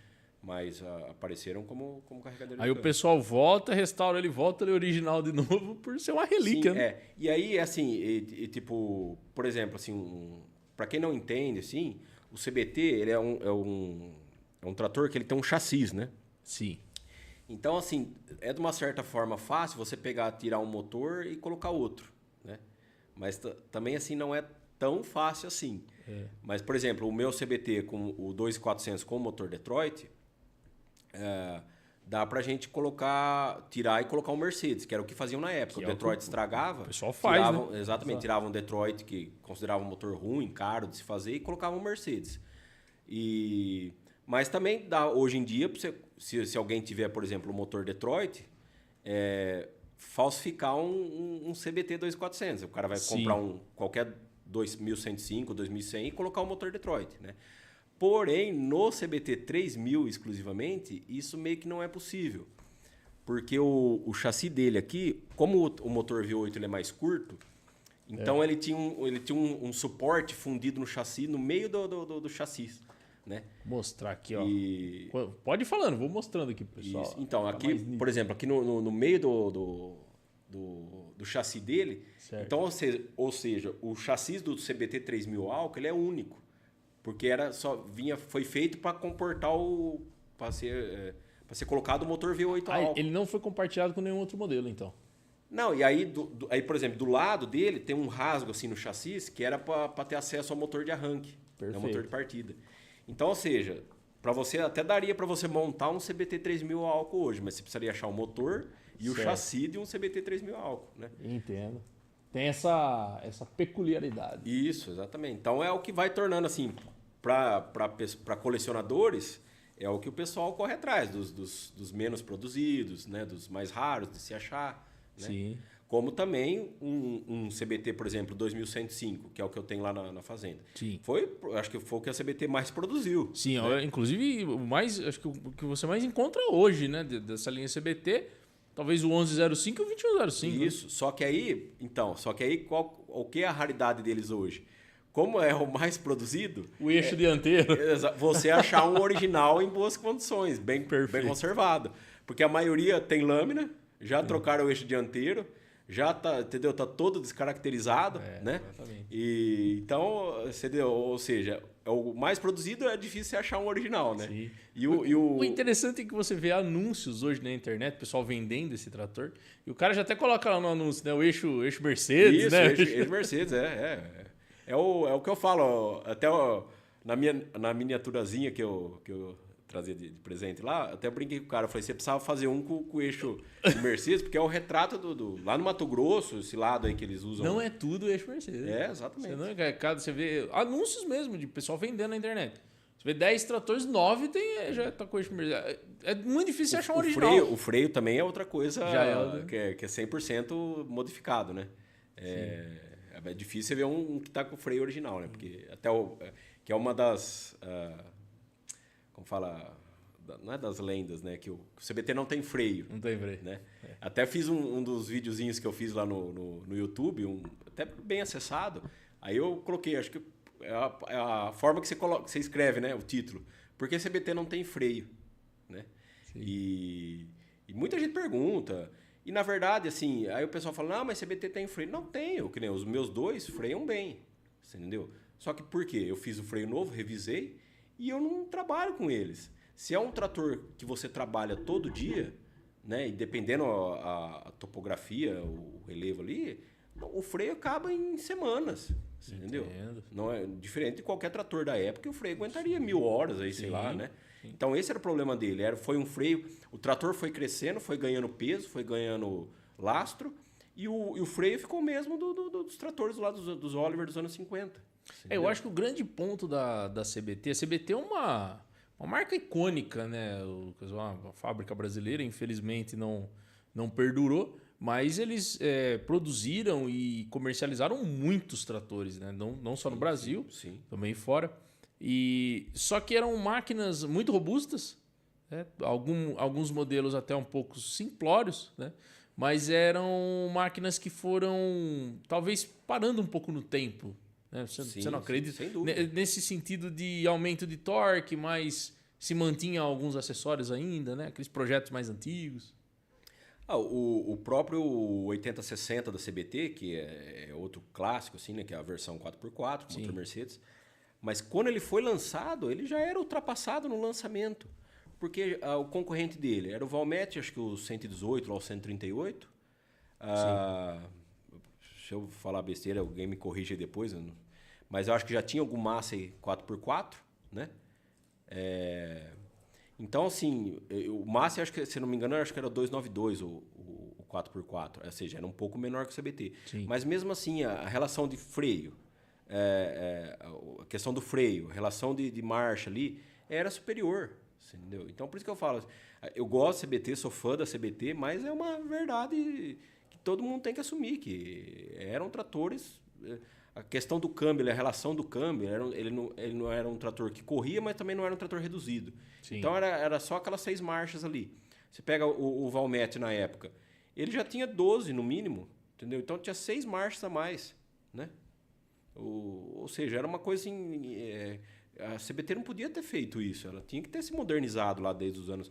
Porque eles falam que o auge da CBT foi ali nos anos 70, ali, que ela reinou quase que sozinha. Sim. Com o 1105, 1090 primeiro, né? Perkins, depois 1105 Mercedes. Aí veio o lançamento do 2400, que é aquele que eu tenho, já com os paralamas quadrados, né? Sim. Nossa, então foi meio que o auge da CBT. E aí depois ela lançou a linha 8000. Mas quando ela lançou a linha 8000, tipo assim, se for ver a linha 8000, era só uma reestilização também. Porque o motor de câmbio era o mesmo. O motor câmbio e freio ali. A única diferença é que ganhou a tração e já tarde, quando a concorrência já tinha tração. Sim.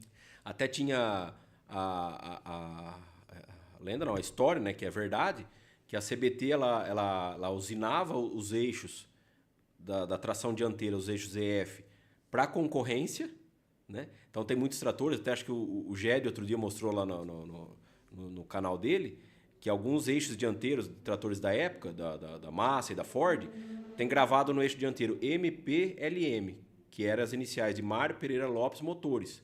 Então, ou seja, olha o absurdo, a CBT ela usinava uma peça para concorrência e ela não tinha trator 4x4 ainda, né? Aí, ou seja, com isso, aí entra na história de por que parou a CBT, né? Por que fechou? Foi o Jeep Javali, foi tudo. Foi o dono, foi a economia da época, foi política, foi empréstimo bancário, foi indecisão errada, foi o Jeep, você entendeu? Por exemplo, que nem eu falei, só deles lançarem esse 8060 tarde, né? Nossa, o avião da empresa já estava de morro abaixo. Eles já perderam um time de mercado. Depois aí, na época do Collor lá, aí abriu era fechado, né? Depois se abriu as importações ao mercado. Pra importar. E aí começou a vir outras empresas. Nossa, aí... Agora, você imagina se é 80... Vamos voltar um pouquinho no tempo. Se eles lançam esse 8060, aí no finalzinho dos anos 70, comecinho dos anos 80, tipo assim... que o 8060, se eu não me engano, ele é 87, 88 o lançamento dele. Nossa, se eles antecipam aí 8 anos o lançamento, meu Deus do céu, como eles estariam assim, à frente dos outros, né? Sim. Mas, infelizmente, a história é essa, né? A CBT fechou... E o que a gente tem é o pouco aí para lembrar a história. O que pra, restou que foram os produtos. Para preservar ou resgatar o pouco que nos resta aí. Da indústria brasileira. Olha que interessante, pessoal. Esse aqui é manual? É o catálogo? Não, acho que foi uma agenda que eu consegui. Legal. Colecionando também essas coisas aí, achei para comprar. Vou mostrar pro pessoal. Esse é até bacana. Esse aí seria o primeiro CBT, digamos assim, né? Que é o famoso 1020. Sim. Tem uma modelo bonita aí na capa. CBT. 80 HP. Porque antes, né, com o decreto lá do governo para se instaurar a indústria nacional de tratores, a CBT foi uma delas, mas ainda junto com a Oliver, né? Até material dessa época pouco se tem, quase zero. Perfeito. Mas os primeiros tratores eram Oliver CBT. ainda levavam os dois nomes. Era o né? motor Oliver? Como que era? Não, era o motor Mercedes. Motor Mercedes. Eu acho que a Oliver ela fornecia não conhecimento, assim, o maquinário, a tecnologia para eles fabricarem sim, todo o trator, a carcaça, a usinagem de peças, máquinas, né? Perfeito. E aí eles colocavam o motor Mercedes ou Perkins, né? Que era o motor nacional da época, e faziam. Aí logo depois já pararam com esse Oliver. Quem tiver curiosidade, eu fiz um vídeo com um trator de um amigo meu, que é um desse Oliver CBT, e aí já começaram com o 1020. O né? dele todo original. Não, assim, tá original, mas vai ser restaurado. Assim, tá. não tá bonito, assim, restaurado. Sim, vai ser restaurado. Mas todos os detalhezinhos, plaqueta, Oliver CBT, plaqueta da frente ali, Oliver CBT, que aí não é modelo 1020, é o Oliver, acho que é 950, né? Sim. Até aqui você abrir aqui no catálogo, acho que logo no começo aqui tem um falando só desse Oliver aqui, que vê, ó. Acho que é até o primeiro aqui. O seu lá também não é, Lucas? Trator, ó, esse é o 1020. Não, acho que aí não vai estar. Acho que eu tenho aí online, digital. Digital. Que fala do Oliver CBT. Ah, ó, aqui, ó. CBT, o trator que anda... Ó, isso é 1020, Mas foi logo em seguida, assim, eles já adotaram o nome, só nome CBT, Sim. Já tiraram a Oliver da jogada aí e lançaram esse 1020. Aí depois veio 1090, 1105, né? Que aí era a decolada do avião da CBT, né? Que depois, infelizmente... E o seu lá o seu é o 2400? O meu é o 2400. O 2400 é o primeiro modelo da linha quadrada que a gente fala, né? Sim. Que é a paralamas quadrados, capô quadrado, né? Bem robusto. Foi o lançamento. Até tem algumas fotos que tá o 2400 assim no meio, com as latas quadradas e os paralamas redondos nas laterais, assim, que é o 1105, 1090, né? Show de bola. E o seu também, o motor dele também é original, né? Você manteve a originalidade. Sim, dele. O 2400 eu fiz ele, assim, 100% original de fábrica. Sim, né? Tudo como saiu de fábrica mesmo. Né? Legal. E aí também o Lucas trouxe um livro aqui para mostrar pra gente, que também era de época, né? Fala sobre a fabricação de tratores e implementos no Brasil. Tem muito material, né, Lucas? Não sei se está aparecendo aí, ó. Vou mostrar pro pessoal. Aqui é um resumo, é uma história, um compilado. Para ser sincero, não, eu nem li esse livro. Você não leu? Eu acho que é um registro, assim, são dados que você vê anais do simpósio, né? Sim. Você vê que tem até fotos aqui, ó. Deixa eu tentar mostrar pro pessoal. Mas que mais assim, ou menos a estrutura do livro. A história é essa, que veio do que a gente falou anteriormente, do problema que se tinha com tratores de diversas nacionalidades aqui no país, né? Sim. E para ir para esse lado da padronização, então, e acho que também para fomentar a indústria nacional, né, tudo mais, o crescimento econômico do Brasil. Sem dúvida. Então fizeram esse decreto aí de parar a importação de tratores até uma faixa de potência e se decretar a produção nacional, né? E aí falam que aí nesse livro, assim, uma lida, olhada por cima eu dei, que qual o primeiro trator brasileiro, né? Na verdade, cada um puxa para sua sardinha para o seu lado. Mas, assim, não tem... Foi quase que tudo ao mesmo tempo, que era o Ford 8BR, né? O Massey, o MF-50, o Valmetinho, o 360, né? E aí, assim, junto, mas um pouquinho depois, aí veio o CBT, com o Oliver CBT, né? Fendt, Deutz, né? Teve um Fiat também feito aqui, que é assim, fabricado aqui, qual o trator 100% brasileiro...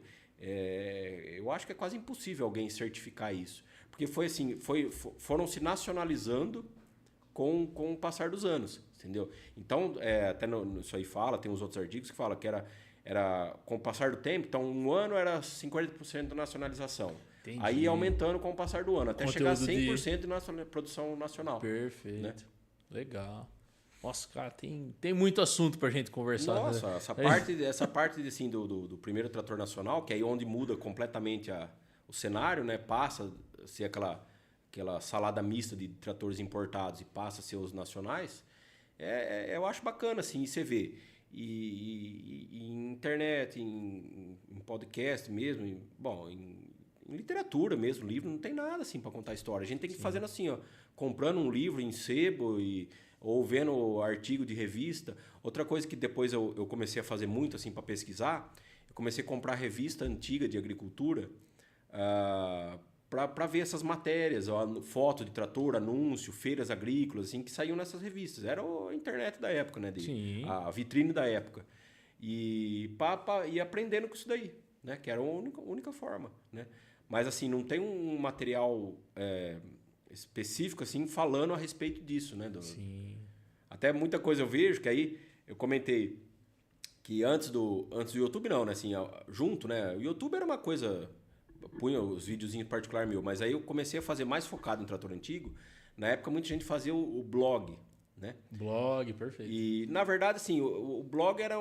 muita gente fazia, assim, um registro diário. Era um registro. De aventuras, então. Mas aí eu usei a plataforma de um blog mais por ser um site gratuito, né? Não teria que pagar uma página na internet. Então, eu ia pondo fotos antigas, artigos. Até eu fiz um no blog, que acho que é o mais acessado, assim, é o primeiro trator brasileiro. Aí, nesse artigo do blog, eu coloco os 3, né? O Ford 8BR, o Massa e o Valmet, né?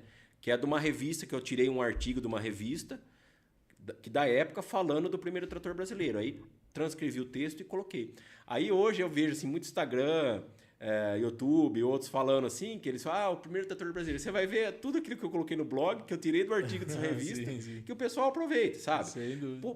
Por um lado, eu acho até bom, porque tá divulgando a informação, né? Sim. Mas o que eu acho ruim, assim, que eu fico chateado, assim, revoltado, é que falta o pessoal pesquisar mais, né? Muito material que eu acho que se perdeu com o tempo, né? O pessoal não está procurando, pesquisando para tentar... Eu já fui, assim, até nessas universidades, assim, antigas de agronomia e tudo. Você vê que nessa parte, assim, de história, de memória, puta, na Exalc, eu já fui lá pesquisar, é quase que zero. Tem foto antiga, assim, da época, mas informação concreta de quando o trator veio, o que veio... Documentado, certinho. É praticamente impossível, né? Que é também, que é o que a gente conversou, você vai para os Estados Unidos... Você vê que é o oposto. Lá eu fui num museu da Oliver lá, que é na cidade onde era a fábrica dos tratores Oliver, né? Até levei umas miniaturazinhas do CBT para eles, né? E o emblema da frente do CBT. Você vê, eles não conheciam sobre a CBT. Sobre a CBT. Aí eu conversei com a menina lá, me prontifiquei a pegar um texto. Tem alguns textos na internet de alguns pesquisadores, assim, que algumas coisas é muito boa. Né? Mas a maioria, infelizmente, ou é informação copiada ou é informação errada. Sim. Você vê que a pessoa põe ali só para atrair... Para ter um conteúdo. E aí eu peguei essa informação sobre a CBT, tipo assim, do início ao fim, né? Toda a história da CBT, mandei lá para ela, né? E pedi para ela fazer pelo menos um cantinho ali falando da CBT, que querendo ou não, é uma Oliver aqui no Brasil, entendeu? Nunca deixou de ser, né? Mesmo que os motores diferentes, né? Não era motor Oliver... Mas é um trator americano dos anos 50 que foi produzido aqui no Brasil até existiu uma parceria meados de 90. Perfeito. Legal, Lucas. Muito bom. E a gente voltando agora um pouco a falar um pouco de agro, né? O agro, a produção rural que você faz parte também. Eu queria que você falasse um pouco da sua visão como produtor, porque não é sempre que a gente tem a oportunidade de trazer produtores rurais aqui, né? Sobre a atualidade, né? O que você enxerga sobre esse mercado, os desafios e a perspectiva para o futuro, mesmo que para curto prazo, né? Quais são por qual caminho você vê que o agro deve partir? Olha, você me apertou na pergunta. Não sou tão expert assim para responder. Assim, pelo menos no meu ramo de atuação, na região nossa aqui, né? Eu acho que assim, pegando a cana, ela trouxe muita tecnologia, muita coisa nova, né?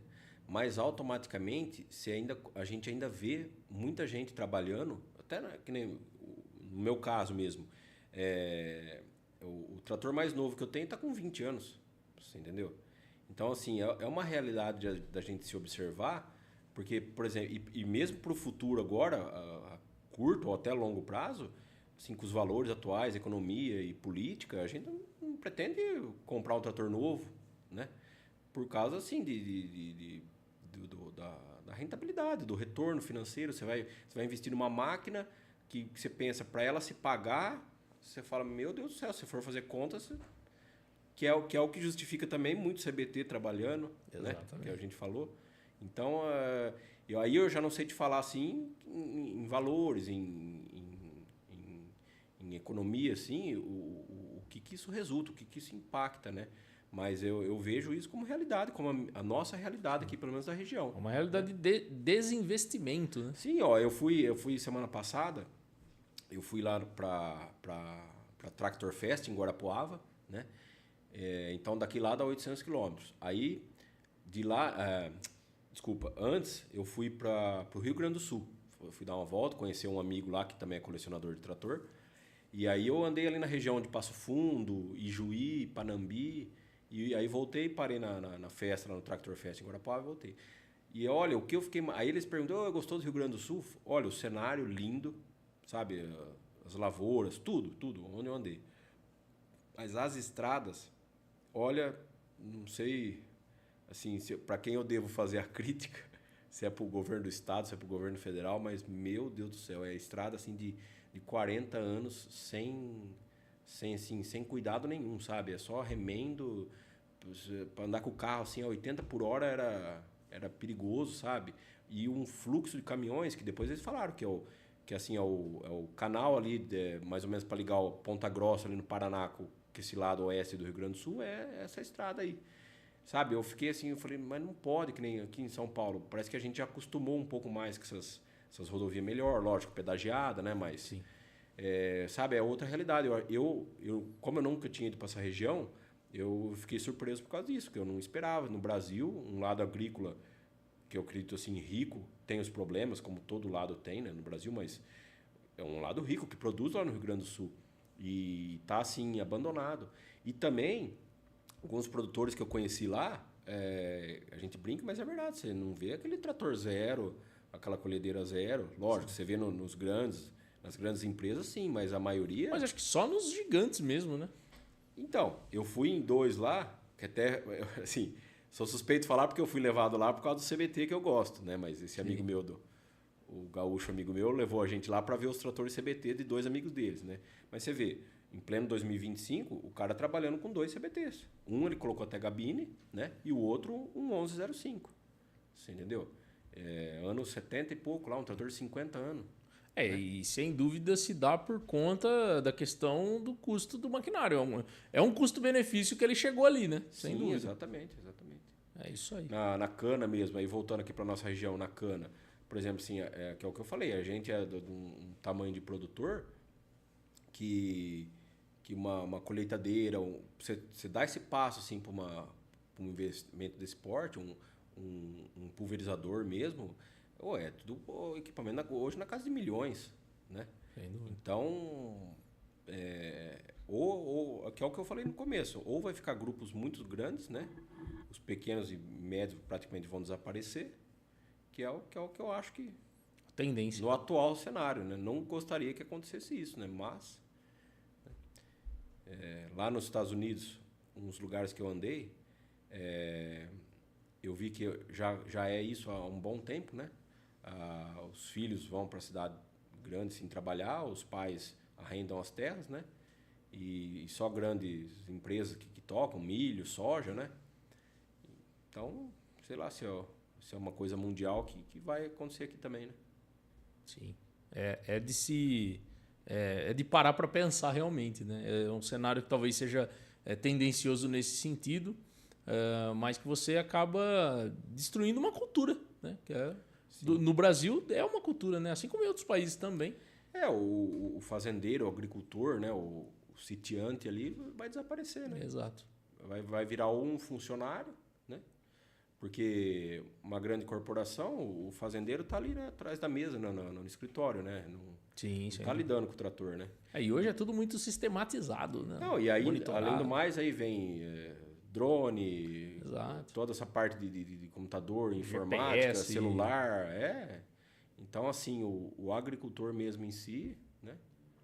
O homem com a enxada... O homem com a enxada Ou e as depois suas crenças e seus eu conhecimentos. falo o homem com a enxada, depois com o cavalo e depois com o trator, né? Agora Você vai vê. ficar só o trator. Exatamente, é o que eu ia Exato. falar. O trator vai virar um robô. Vai virar um né? robô. Então, se for pensar por esse lado, é meio desanimador, Meio né? desanimado. Meio Mas triste. Da gente que gosta, né, que vem do campo, assim, que a gente, é uma coisa que a gente nunca quer que aconteça, Perfeito. entendeu? Sem dúvida. Que é o que o pessoal brinca hoje, mesmo assim, por exemplo, na parte de combustível, óleo diesel, né? Acho que uma hora que vai acabar, vai virar tudo elétrico. Quem sabe, né? Sim. Não sei. Eu acho difícil, mas, né? Quem somos nós para prever o futuro? Tecnologia envolvida, né? Também é uma tendência, não deixa de ser uma tendência. Sim, sim. E nesse sentido, Lucas, a gente já partindo para o final da nossa conversa aqui, do nosso papo de hoje, a gente falando aí de terra, de homem do campo, conhecimentos e crenças, né? Você mencionou aí ter feito a trajetória do Caminho da Fé, né? Participado aí também de alguns eventos e tudo mais. E a gente gosta sempre de deixar uma mensagem aqui, né? Usar o nosso espaço tanto para trazer algum tipo de conhecimento, algum tipo de informação, que nem é o conteúdo que o seu canal produz, mas a gente também acha que é importante a gente estar deixando uma mensagem aí a cada episódio nosso, né? E nessa linha, nesse sentido, a gente gosta de deixar uma mensagem de fé, né?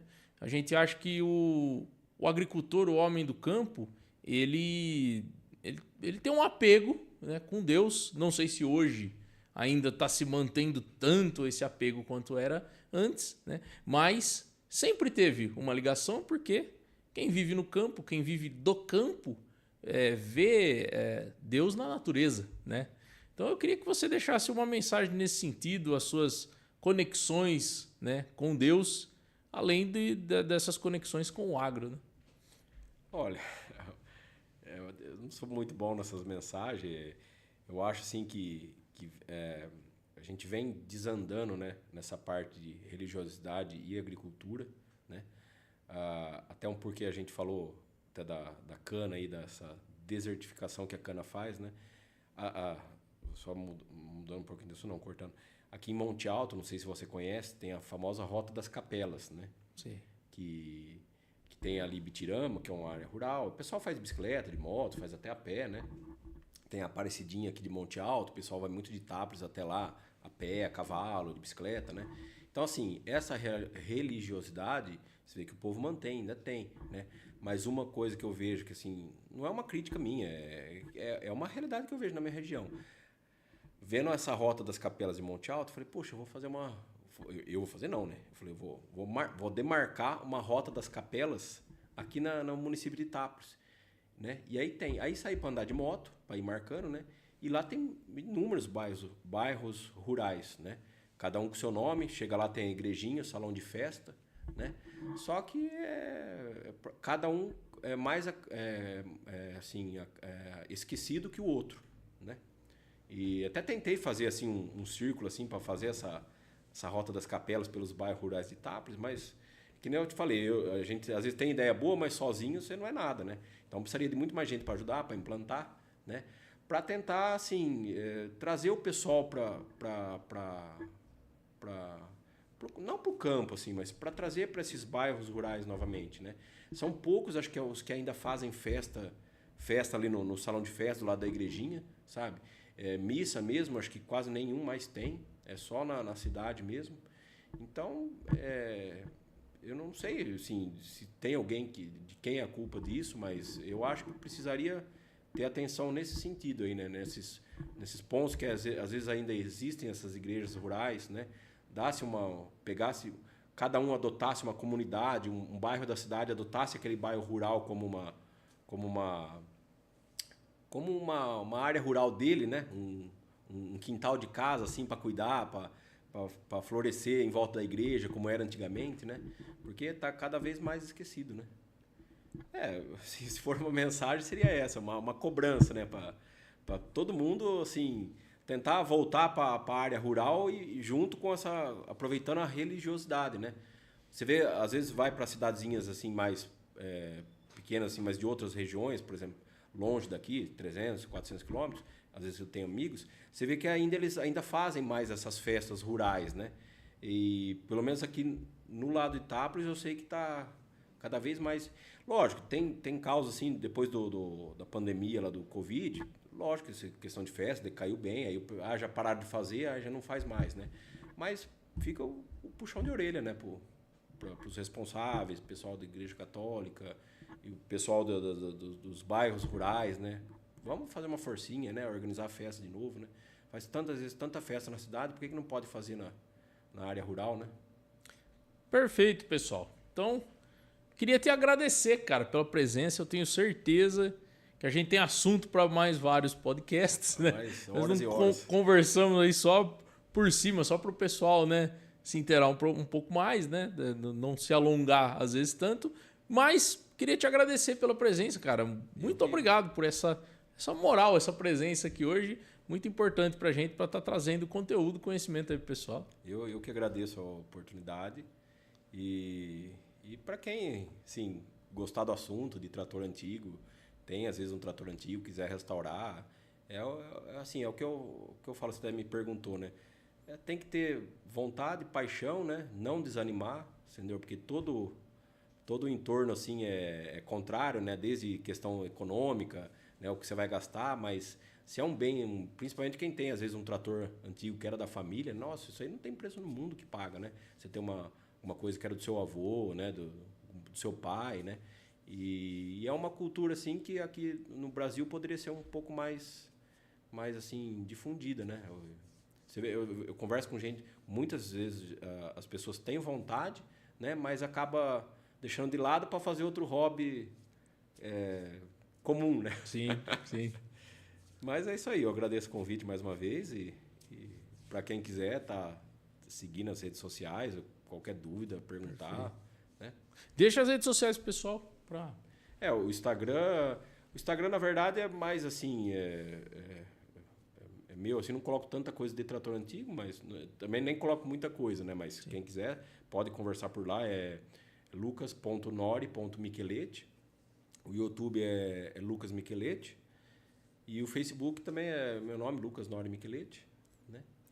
Tem no Facebook tem a página Tratores Antigos no Brasil, né?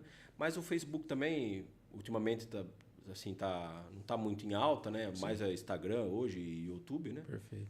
E até foi uma dessas assim que eu migrei um pouco para o YouTube, mas... Sim. Mas é isso aí. Quem quiser, precisar de, às vezes, alguma informação também, pode entrar em contato.